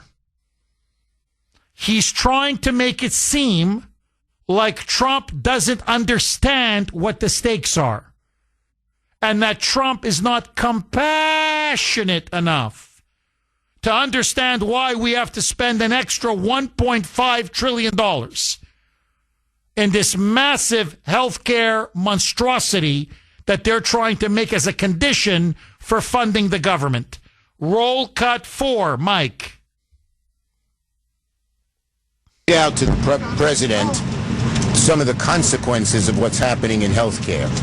And by his face and by the way he looked, I think he heard about them for the first time. The closing of rural hospitals. The fact that so many clinics are closing. And I don't know if he knew this before, but the fact that people will pay $4,000 more a year, $400 more a month, close to $5,000 more a year on their health care premiums if we don't do anything. And people don't know what to do. The average working family can't afford that. Okay, rural hospitals are not going to be closed. That's a lie. Clinics are not going to be closed. That's a lie. Premiums are not going to go up $4,000 a year. That's a lie. Remember, who raised our premiums? Obama and Obamacare. You remember? You like your doctor, you can keep your doctor. That was a lie. You like your insurance, you can keep your insurance. That was a lie. Remember what he said? Your premiums are going to go down $2,000. Actually, they went up about $3,000 to $4,000. Okay, so it's pure, unadulterated BS. Bravo, Sierra. I don't know. I can't say the actual word on the air. Now, he's got to fearmonger. He has to fearmonger. And now notice, he's not coming out and saying, yeah, most of the money's going to illegals and transgendered for their health care. Free. Notice, he's not saying that. Now it's clinics, it's hospitals, it's premiums, so he doesn't want to say what the shutdown is really over because he knows in terms of messaging, the Democrats are going to get their heads handed to them. So it's again, lies, deflection, distraction, propaganda. But now, this time, they're going to play the children card. And it's not going to work. So listen now to this. It's about the children. And you know what that means. It's children with cancer. It's the children are going to die. Children with cancer. Moms are crying. Unless we get this $1.5 trillion, you're going to have kids dying of cancer all over the country. Moms are already crying. Roll cut 4A, a Mike. I told him how I met a mother who was crying to me because her daughter had cancer. And what has happened with health care, with what they have done, she's going to watch her daughter suffer and maybe die. And so he seemed to, for the first time, understand the magnitude of this crisis. And we hope he'll talk to the Republican leaders and tell them we need bipartisan input on health care. Okay. Number one, I don't believe him. If to the Trump White House, and I know they're listening, call his bluff. Give me the name of the mother. Give me the name of the daughter with cancer. I will bet you the best freaking steak at the best steakhouse of your choice. He made this whole thing up. He never spoke to a mother who's crying. He never spoke to a mother who's crying about her daughter dying of cancer or suffering from cancer. It's completely made up. And you know how I know this? Because he was just exposed recently. Remember this imaginary family he would always talk about? Oh, this family spoke to this family and they can't pay their bills. And oh my God, the Republicans are going to push Granny off a cliff.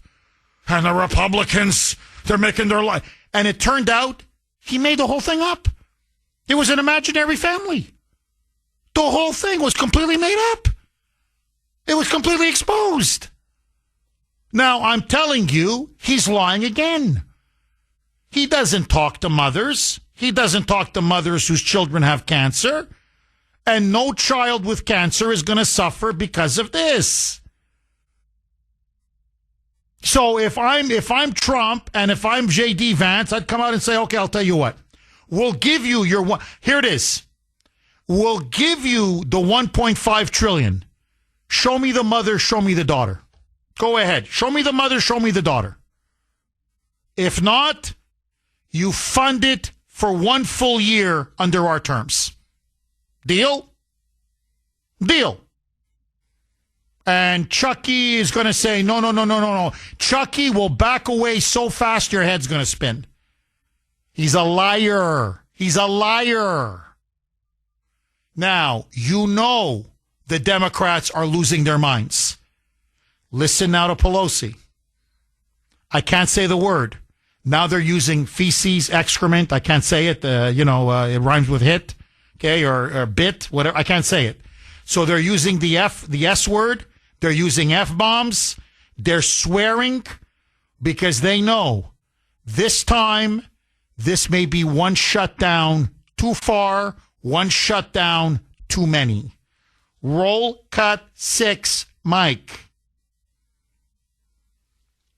Do you have confidence that this is actually a real negotiation that is going to happen at the White House later today? Oh, I have no idea. Well, going into it, let's review what the president has said. What we're talking about is meeting the health care needs of the American people, little babies, moms with breast cancer, dads with a stroke, and all of that. The president has said, I hear what they're saying. It's all unserious and ridiculous. In fact, I've listened to their and I tell them to go themselves. So that's, I can't believe I use that word. My kids will be shocked. My grandchildren will be further shocked. I'm just quoting the president of the United States. Right. He never said that. He never said, I can't say it. I don't give a crap. Oh, what? Babies are going to be dying. Mom's going to have breast cancer. Dad's going to have a stroke. I don't give a crap. Cleaning it up. They can go after themselves. Go after yourselves. Trump never said that. Never said that. And by the way, she swears like a sailor. This idea, she's clutching her pearls. I can't believe I used the F-bomb. I never talk like that. Get out of here. Tonight at midnight, remember, the Democrats could have voted for a continuing resolution, 7 weeks. It funds the entire government at Biden spending levels. And they could negotiate funding for another year without the threat of a shutdown looming over everybody's head. They are choosing to go the road of the shutdown. They want to trigger a shutdown. They want to shut the government down.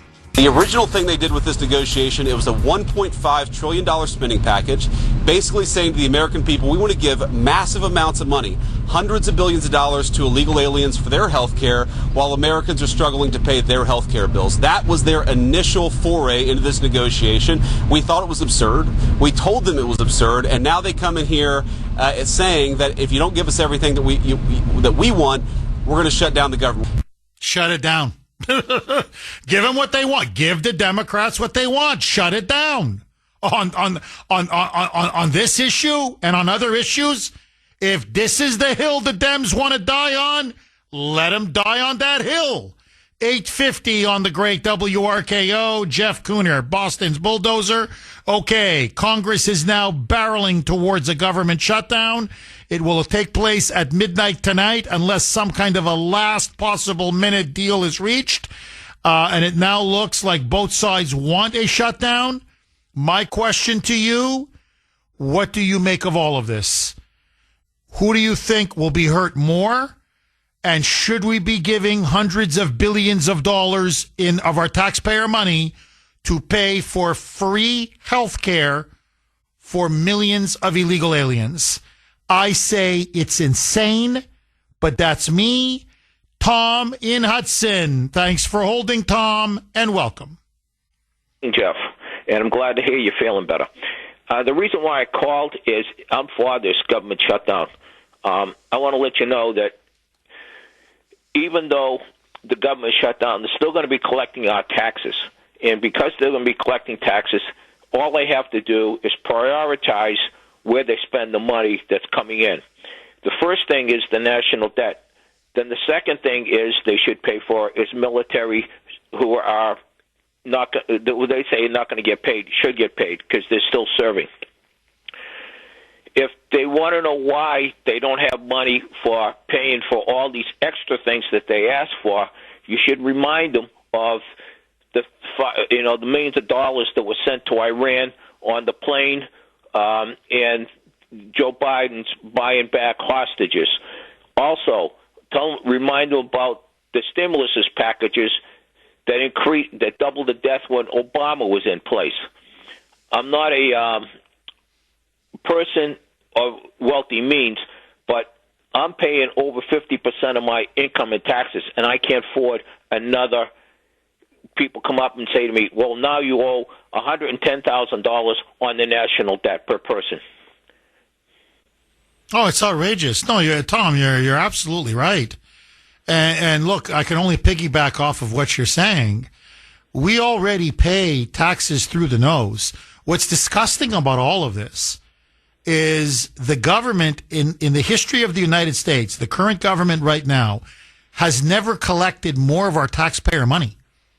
Revenues now are at an all-time high. So we don't have a revenue problem. They're getting more money than ever. We have a spending problem. And what Republicans are simply saying is, can we get back to pre-pandemic level spending? That's it. Before, was it 2020, before the pandemic hit, where they spent money like a bunch of drunken sailors. And they're saying we're still at pandemic level spending. That's the debate.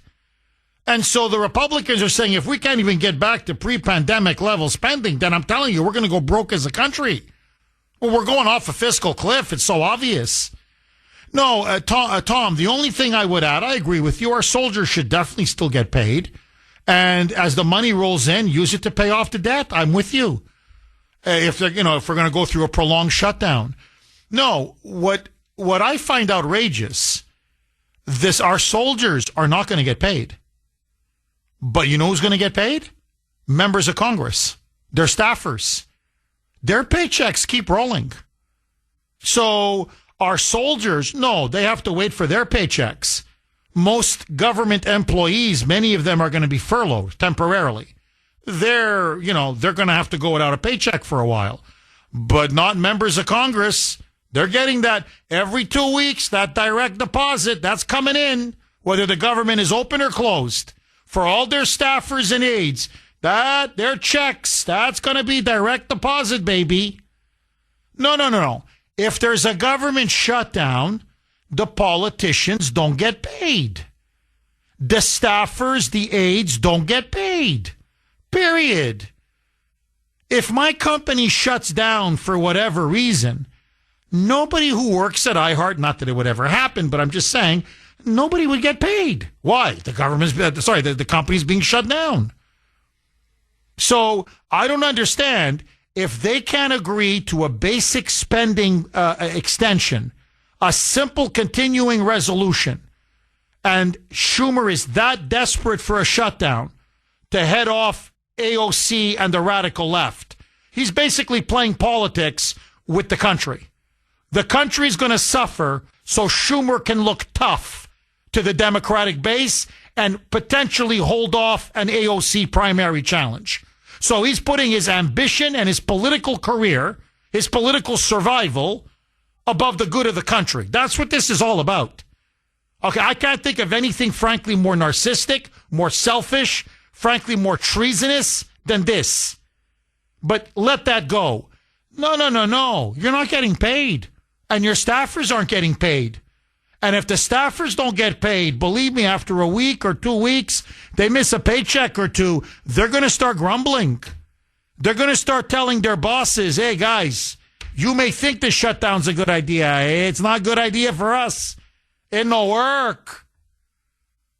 So, again, standards for them, one set of standards for them, rules for them, different rules for us.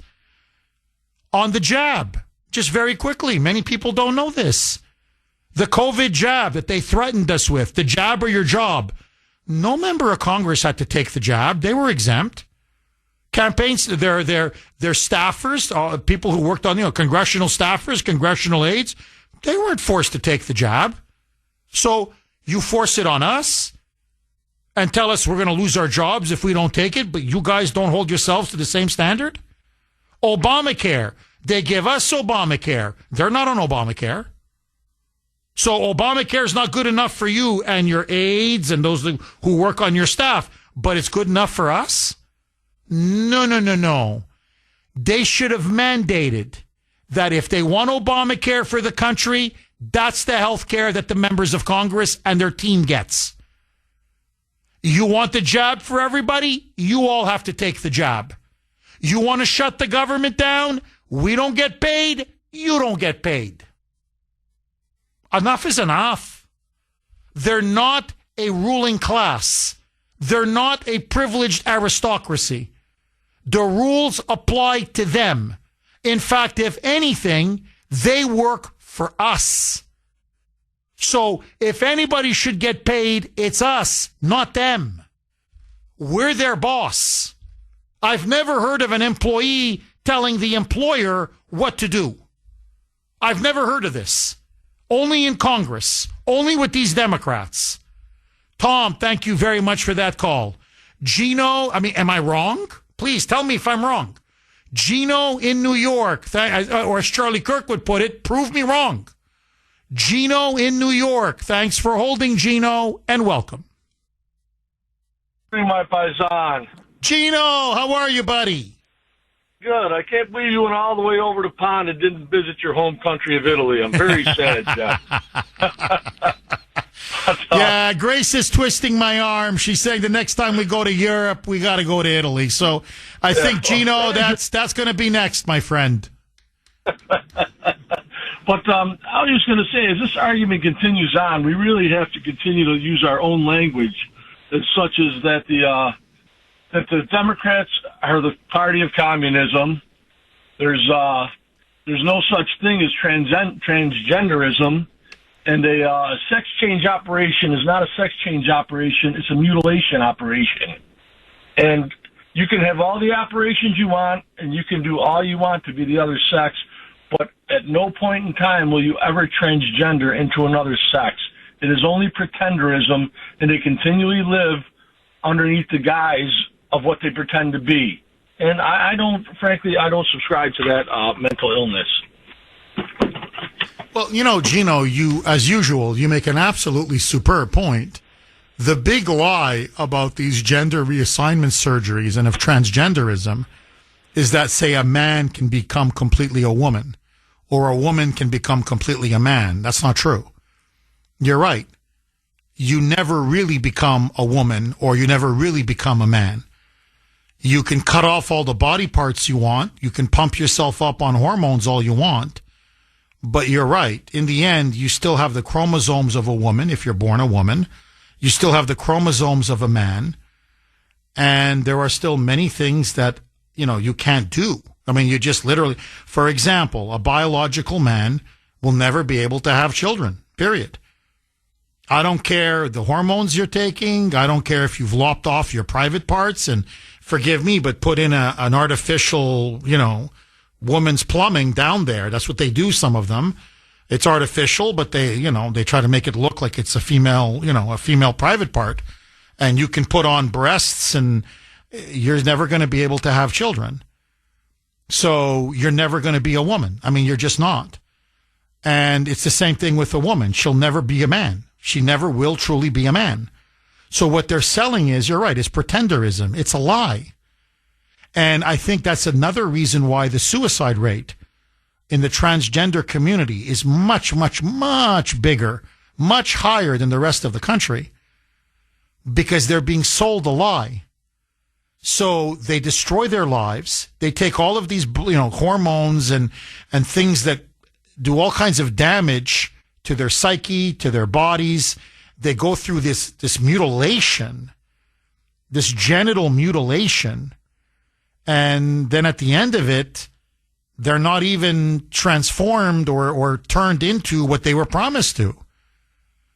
And look, Gino, I have had many, many offers of, I can't tell you how many people who used to identify as transgender, who went through the process and have become very embittered. They're detransitioning as best they can. And what they're realizing is they can't. Once certain body parts are cut off, that's it. It's done. Once you've taken certain of these puberty blockers or hormones, as I've mentioned, you can never have sex again. You can never enjoy sex again. That's gone. Permanently, it's gone. Now, nobody told them that when they were 14, 15, 16, 17. Nobody told them that. And now many of them are in their 20s and 30s, and their lives have been permanently, unalterably destroyed. And they're trying to speak out to say, you have no idea the horrors that we're unleashing. Now, I've been thinking about having some of these people on. They contact me all the time and say, please, we want to tell our story. Your audience, the country needs to hear the horrors that are now being perpetrated in the name of the LGBTQ agenda. It is so depressing. It is so horrific. We are a morning show after all. Gino, I often say to myself, who's going to want to listen to this at 7 or 8 o'clock in the morning? Maybe at 7 or 8 o'clock at night, maybe. But at 7 or 8 o'clock in the morning? So I'm just trying to tell you how many people they have manipulated, misled, and ruined. Their lives permanently ruined. And you're right. This is what they all say. They go, in the end, we were never able to achieve what they promised us. For example, I was born a woman. I never became a man. I was born a man or a male. I was never able to become a female.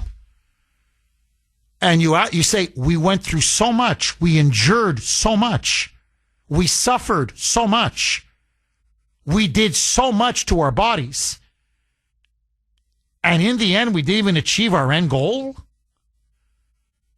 And very sadly, many of them hang themselves, take pills and overdose or, blow their brains out, or many of them end up committing suicide.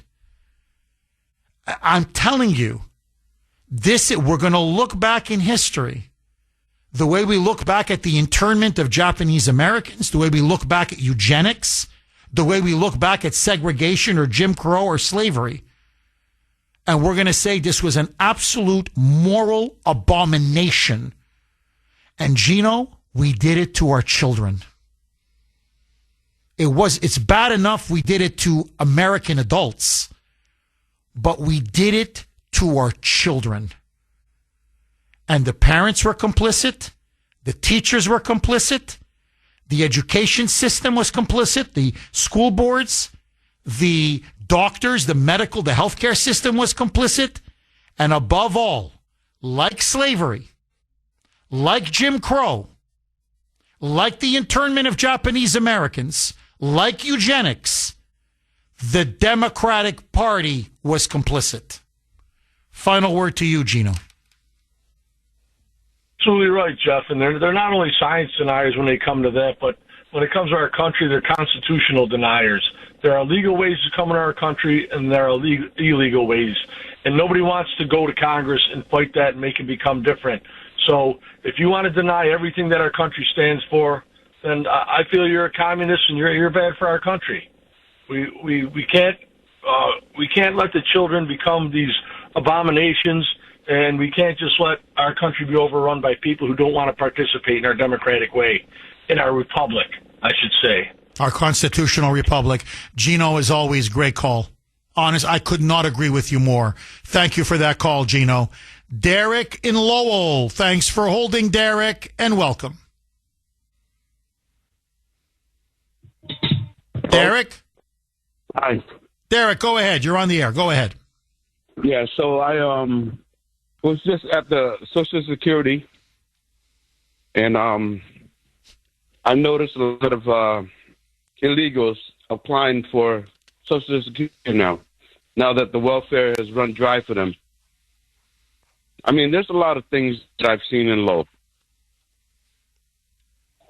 And I just went there yesterday, and there's like babies all over the place. Newborn babies and everything. So I'm just wanted to bring it to everybody's attention that welfare run dry. Now the illegals are going to the Social Security for benefits. Well, you know, Derek, it's funny you should mention that. One of the things the Democrats are fighting against, in the big beautiful bill, long story short, Trump insisted that all illegals be taken off Social Security and be taken off Medicaid.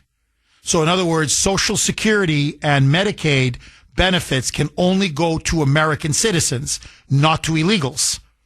And they caught millions and millions of illegals with phony Social Security numbers who were getting either Social Security checks or getting free health insurance, free Medicaid. The Democrats now want to reinstate all of those illegals to continue to get Social Security checks or Medicaid. So they want the illegals to continue to get the welfare, Derek. And, you know, Derek, welfare is there for Americans who need it.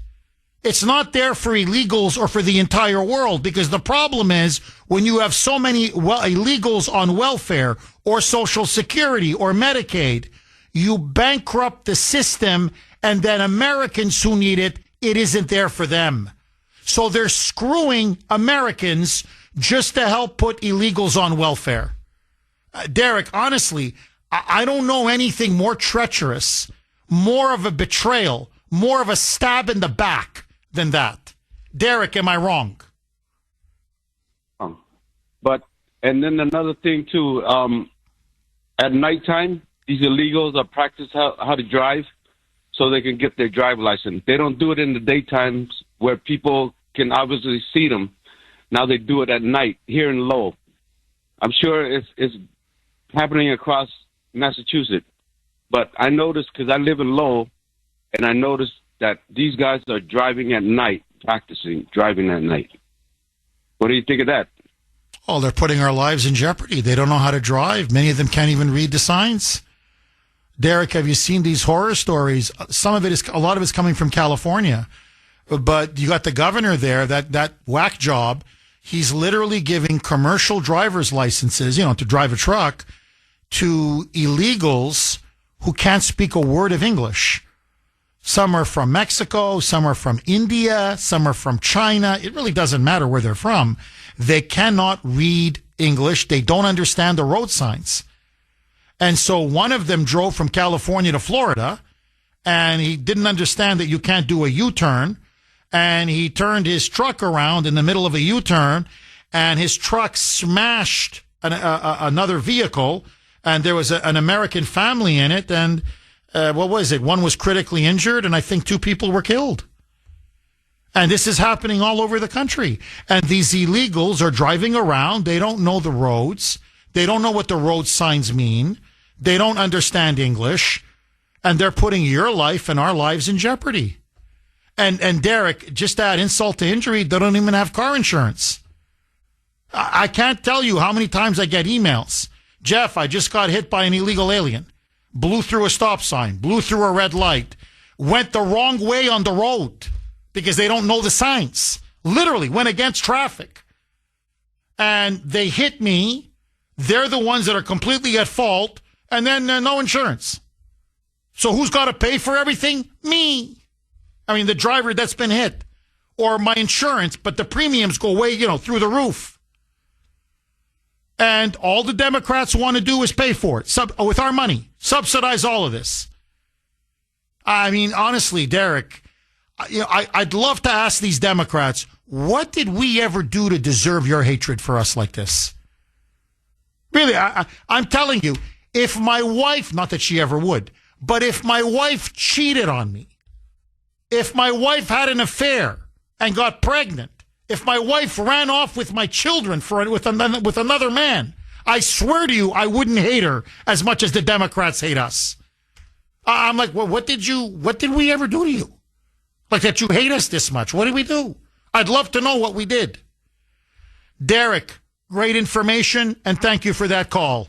Okay, my friends, there is another angle to this entire shutdown that the Democrats are very, very worried about. And that is the angle about Trump threatening, along with the Director of Office of Management, the Director of the Budget Office, OMB, Office of Management and Budget. His name is Russ Vought, Vought. Russ Vought, along with Trump, listen now to this, have told Schumer and Jeffries in private conversations, you want to go ahead and shut the government down? You go ahead. You guys shut it down. You're going to own the shutdown. But remember this, if the government shuts down, we are then going to go Doge. We are going to use this as the opening that we've been looking for all of these federal agencies and all of these federal programs with all of these bureaucrats. Many of them are unnecessary. There's a lot of waste, fat, fraud, and abuse in this massive federal government and in this massive federal bureaucracy. And so this time, if you guys shut the government down, they're not just going to be temporarily furloughed, i.e. they're off for a month or whatever it is, 4, 5, 6 weeks. Yes, they're not paid, but then when they come back, their pay is fully restored. So they get all their, paychecks from, the 4 or 5 weeks that they were off. So they get all their back pay back and they're given their old jobs. No. Many of them are going to be permanently fired. They're not going to come back. They're done. And we're going to go through item by item, agency by agency, program by program. And you are going to see tens and tens of thousands, if not hundreds of thousands of Democrat federal bureaucrats. And the Democrat bureaucratic deep state is going to get slashed. And many people are going to be, they're going to lose their jobs. And you're going to see serious cuts. Serious cuts. And Schumer apparently is willing to take the risk. Hakeem Jeffries is willing to take the risk. Now, I got to tell you this about Russ Vought. He's not messing around. This guy has spent 20 years, literally 2 decades, waiting for this moment. He vowed when he became President Trump's head of Office of Management and Budget, his director, his OMB director, he said the key to defeating the Democrats and the left is to take away their power in Washington. And how do you take away their power in Washington? You have to cut back, scale back the size and scope of the massive bureaucracy. That's where all these bureaucrats are entrenched. That's where so many of them continue to block every Republican issue, every Republican initiative. That's where the Republicans always get stymied and restrained and suffocated. He goes, the way to defeat the Democrats is to attack the very heart of the swamp, which is the massive bureaucracy. And so, listen now to this.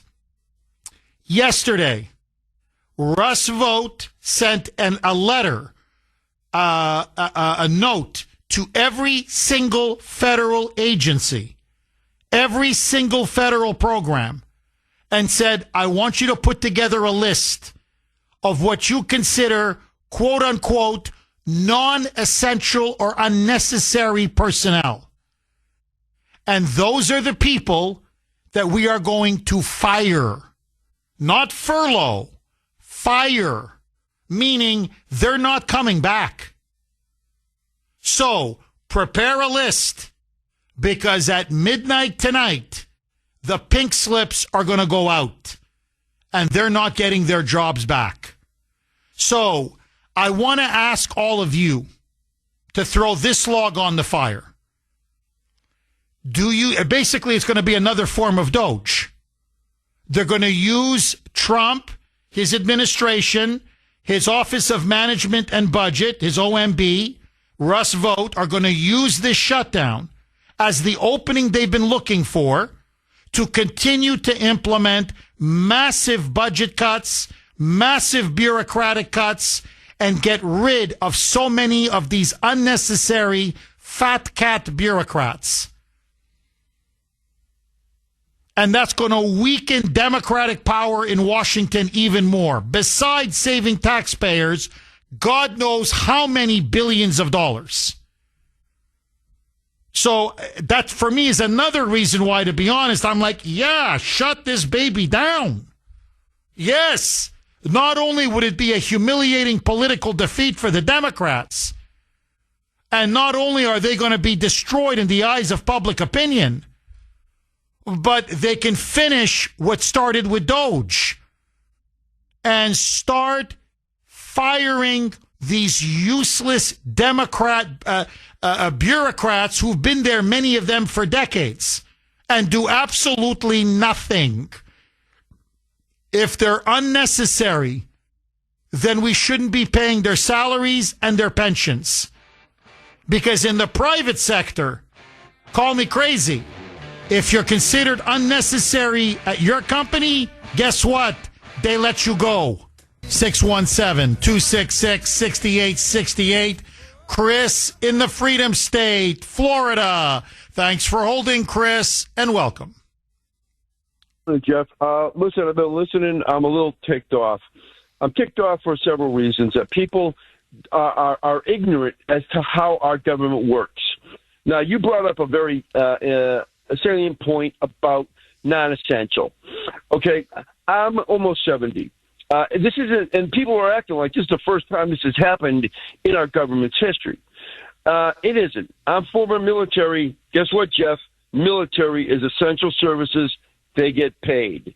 Long story short is people have got to start educating themselves. And also, you brought up the point that these people work for us. Yet, broadcasters, people in our media, and people in our House of Representatives and House of Senate call themselves officials or leaders. They're not. Because to be an official means that you don't have constituents. To be a leader means you can boss the people around that are under you. They are our representatives. Is there a House of Officials? Is there a House of Leaders? No, it's a House of Representatives. I'm almost 70. 35 years ago, before the 80s, that's what they were reported on in the news. They weren't called officials. Representatives. They would say Representative so-and-so, or they would say things that would indicate that these people work for us. People in broadcast are leading people into believing that these people are our taskmasters. We've got to start using correct lingo. Also, it's not the government. There's the problem with people using two words before the government. People in. Does that take a hell of a lot of time? No, that's a second to include people in the government. It's not the government. Our government is the United States Constitution. That's our government. People are transient within our government structure, and nobody seems to know this stuff. And it's very, very upsetting. It is, and it's not, you're right, it's very upsetting. It's also very disturbing and disconcerting, because you're right, the government stems from the Constitution. The Constitution is our form of government, and we have a constitutional republic. And these are elected officials. They're elected. They are representatives. They represent you. They represent me. They represent the American people. They're not our employers. They're not our bosses. They're not our so-called leaders. We're their leaders. We pay their salaries. Look, I mean, ultimately, I'm an employee of iHeart. It's not my company. The ultimate, the CEO and the president, he's the one who pays he signs my paycheck. He's my boss. So I don't tell him what to do. He tells me what to do. I mean, up to a point. I mean, I have editorial independence, editorial freedom. And if I don't like the conditions here, then I just have to, you leave, right? But what I'm saying is, he demands and expects that I do a very high quality program and that my ratings are very high. And if the ratings are very high and I do a very high quality program and the revenue continues to come in and the show is profitable, then they'll keep me on the air. That's the agreement. What I'm not trying to I'm just giving an example. We have a very same agreement with our elected representatives, our members of Congress. We elected you because you promised you would do A, B, and C. If you don't do A, B, and C, you're out. That's the way our system of government is formed. It's of the people, by the people, for the people.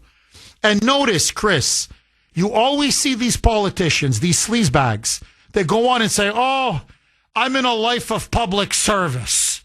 Really? So who are you serving? Because you're not serving me, and they're not serving you. And take this now, this shutdown.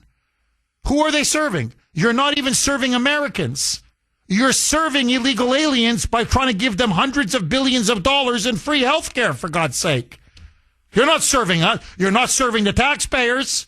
You're not serving Americans. So who the blank are you serving? Who the hell are you serving?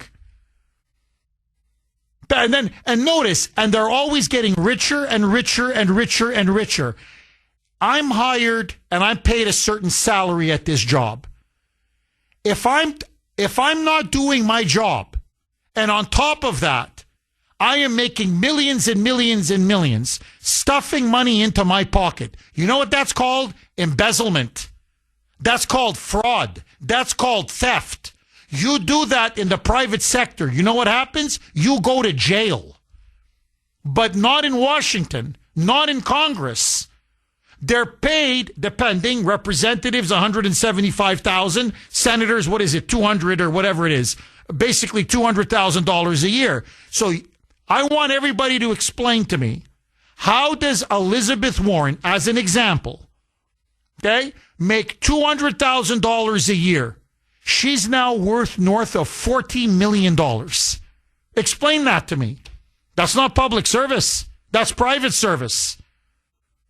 Here, Ayanna Pressley. I discussed this on X a couple nights ago. Member of the squad. Michelle Wu. She's close friends with Michelle Wu, the mayor of Boston. Ayanna Pressley's husband got a multi-million-dollar contract from Michelle Wu, the city of Boston, to do a mega project. What used to be like an area meant for like low-income housing, blank you, a luxury mega project. Ayanna Pressley's family is going to make out like a bandit. I'm talking millions and millions and millions of dollars. She's paid $175,000. She's now worth over $8 million. After this project, she's going to be worth over $20 million. So she scratches Michelle Wu's back. Michelle Wu scratches her back, or in this case, her husband's back, and gives him this lucrative multi-million-dollar contract, which I'm telling you he doesn't deserve. So this is what I mean. There's no public service. It's a license to steal. And who are they? By the way, that contract, you know who pays for it? The taxpayers of Boston. That's who's paying for that government contract. So what I'm saying is they're stealing our money. You know, say what you want about the mob, and I can't stand the mob. But, you know, when they're fighting with each other and offing each other and killing each other and shooting each other, they're stealing each other's money. It's illicit money, but it's at least, they're not stealing our money. The politicians are worse because they're stealing our money. So, Chris, I'm with you all the way, baby. All the way. And you're asking me now to pay for free health care for criminals and people who have come into our country illegally? That's theft. It's theft. You are stealing from Americans to give to illegals because illegals vote for the Democratic Party. It's naked thievery. That's what this is. And you want us to support that? I don't think so. They're violating their oath. They're not defending and upholding the Constitution. They're not defending or upholding our republic. And they're not defending and upholding the interests and the values of the people who elected them into office. So I have more respect for a bank robber, honest to God I do, than I do these whores in Congress. So no deal. You don't cave. They want to shut it down, and let the Democrats pay the ultimate price. You want to die on this hill? Die on this hill. Claire, I don't have time. Claire in Littleton right now. Claire, hang on. I'm up against the break. I'm going to come right back to you. Am I wrong? Agree? Disagree? 617-266-6868 is the number. Chuck Schumer, Hakeem Jeffries, and the entire Democratic Party are now vowing to shut the government down midnight tonight. We are barreling towards a government shutdown by midnight tonight. I want to hear from you, 617-266-6868. Claire in Littleton. Thanks for holding, Claire, and welcome. Hi, Jeff. I just got back from spending a week in Norway, and I was able to look at the U.S. from afar. Norway is a much more civilized place than the United States. It made me feel like the United States was really, and someone else had mentioned this earlier, a third world country. I mean, so much hate and division, and Norway, the people are civilized. They make sure that their own citizens are taken care of. I spoke to several of the local people. Many of them have moved from other parts of Europe. Norway demands that in order to move to Norway, you have to learn the language. Absolutely. You must have a job. You must be able to support yourself. I didn't want to go home. I really wanted to stay there. And granted, I was only there a week, and sometimes you can get, a false impression of a country. But I did speak to the local people. There's no freaks there. Nobody's running around with orange and red hair. Nobody's got nose rings. They're normal people. It's also safe. I went hiking alone. I was told, don't worry about it. I was in the middle of nowhere in an isolated area. I took a wrong turn. I ended up at the end of a dirt road, and a lovely Norwegian man came out. There was no fear. I wasn't afraid of anything. It just being over there and looking from afar, it makes the United States look like a crazy place that I don't want to live. I don't want to live here. I mean, it's weird. I mean, I've always lived here. I'd be very happy living in Norway. Claire, if you don't mind me asking, how are the Norwegians when it comes to illegal immigration? Do they control their borders? As far as I know, I didn't see any illegals running around at all. I mean, I didn't specifically ask about the borders. I just asked them what it was like to live there, what the requirements were to move there.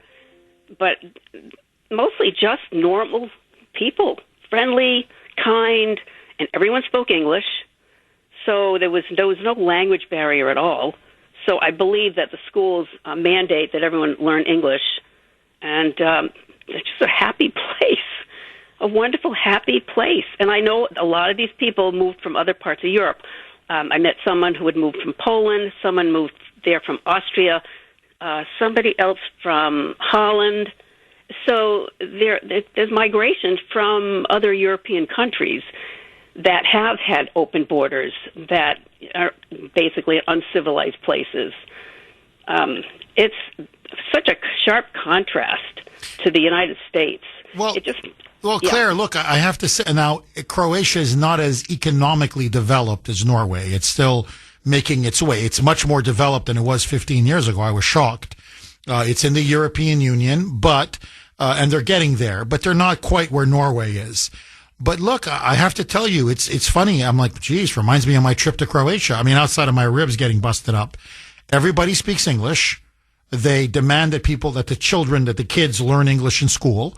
But if you want to immigrate to Croatia, and there are many now who do because there's increased economic opportunities, guess what? You got to speak Croatian. You don't speak Croatian, they don't let you in. You go anywhere, it is completely safe. I mean, Zagreb is the capital. Oslo is of Norway, obviously. But, my son and I were walking around on a Friday night, Saturday night, 10:30, 11 o'clock at night in downtown Zagreb. I didn't feel afraid. He didn't feel afraid. Nobody feels afraid. The cafes are full. The bars are full. People are walking, talking. And you're right. They're all normal. They're not yelling, shouting, screaming, shooting at each other, shooting up churches, going around saying their country's being taken over. It's a fascist dictatorship. They're just normal and very friendly people. Very nice people, very down-to-earth people. You ask them for anything, any directions, anything you need. They're very happy to accommodate you, talk to you.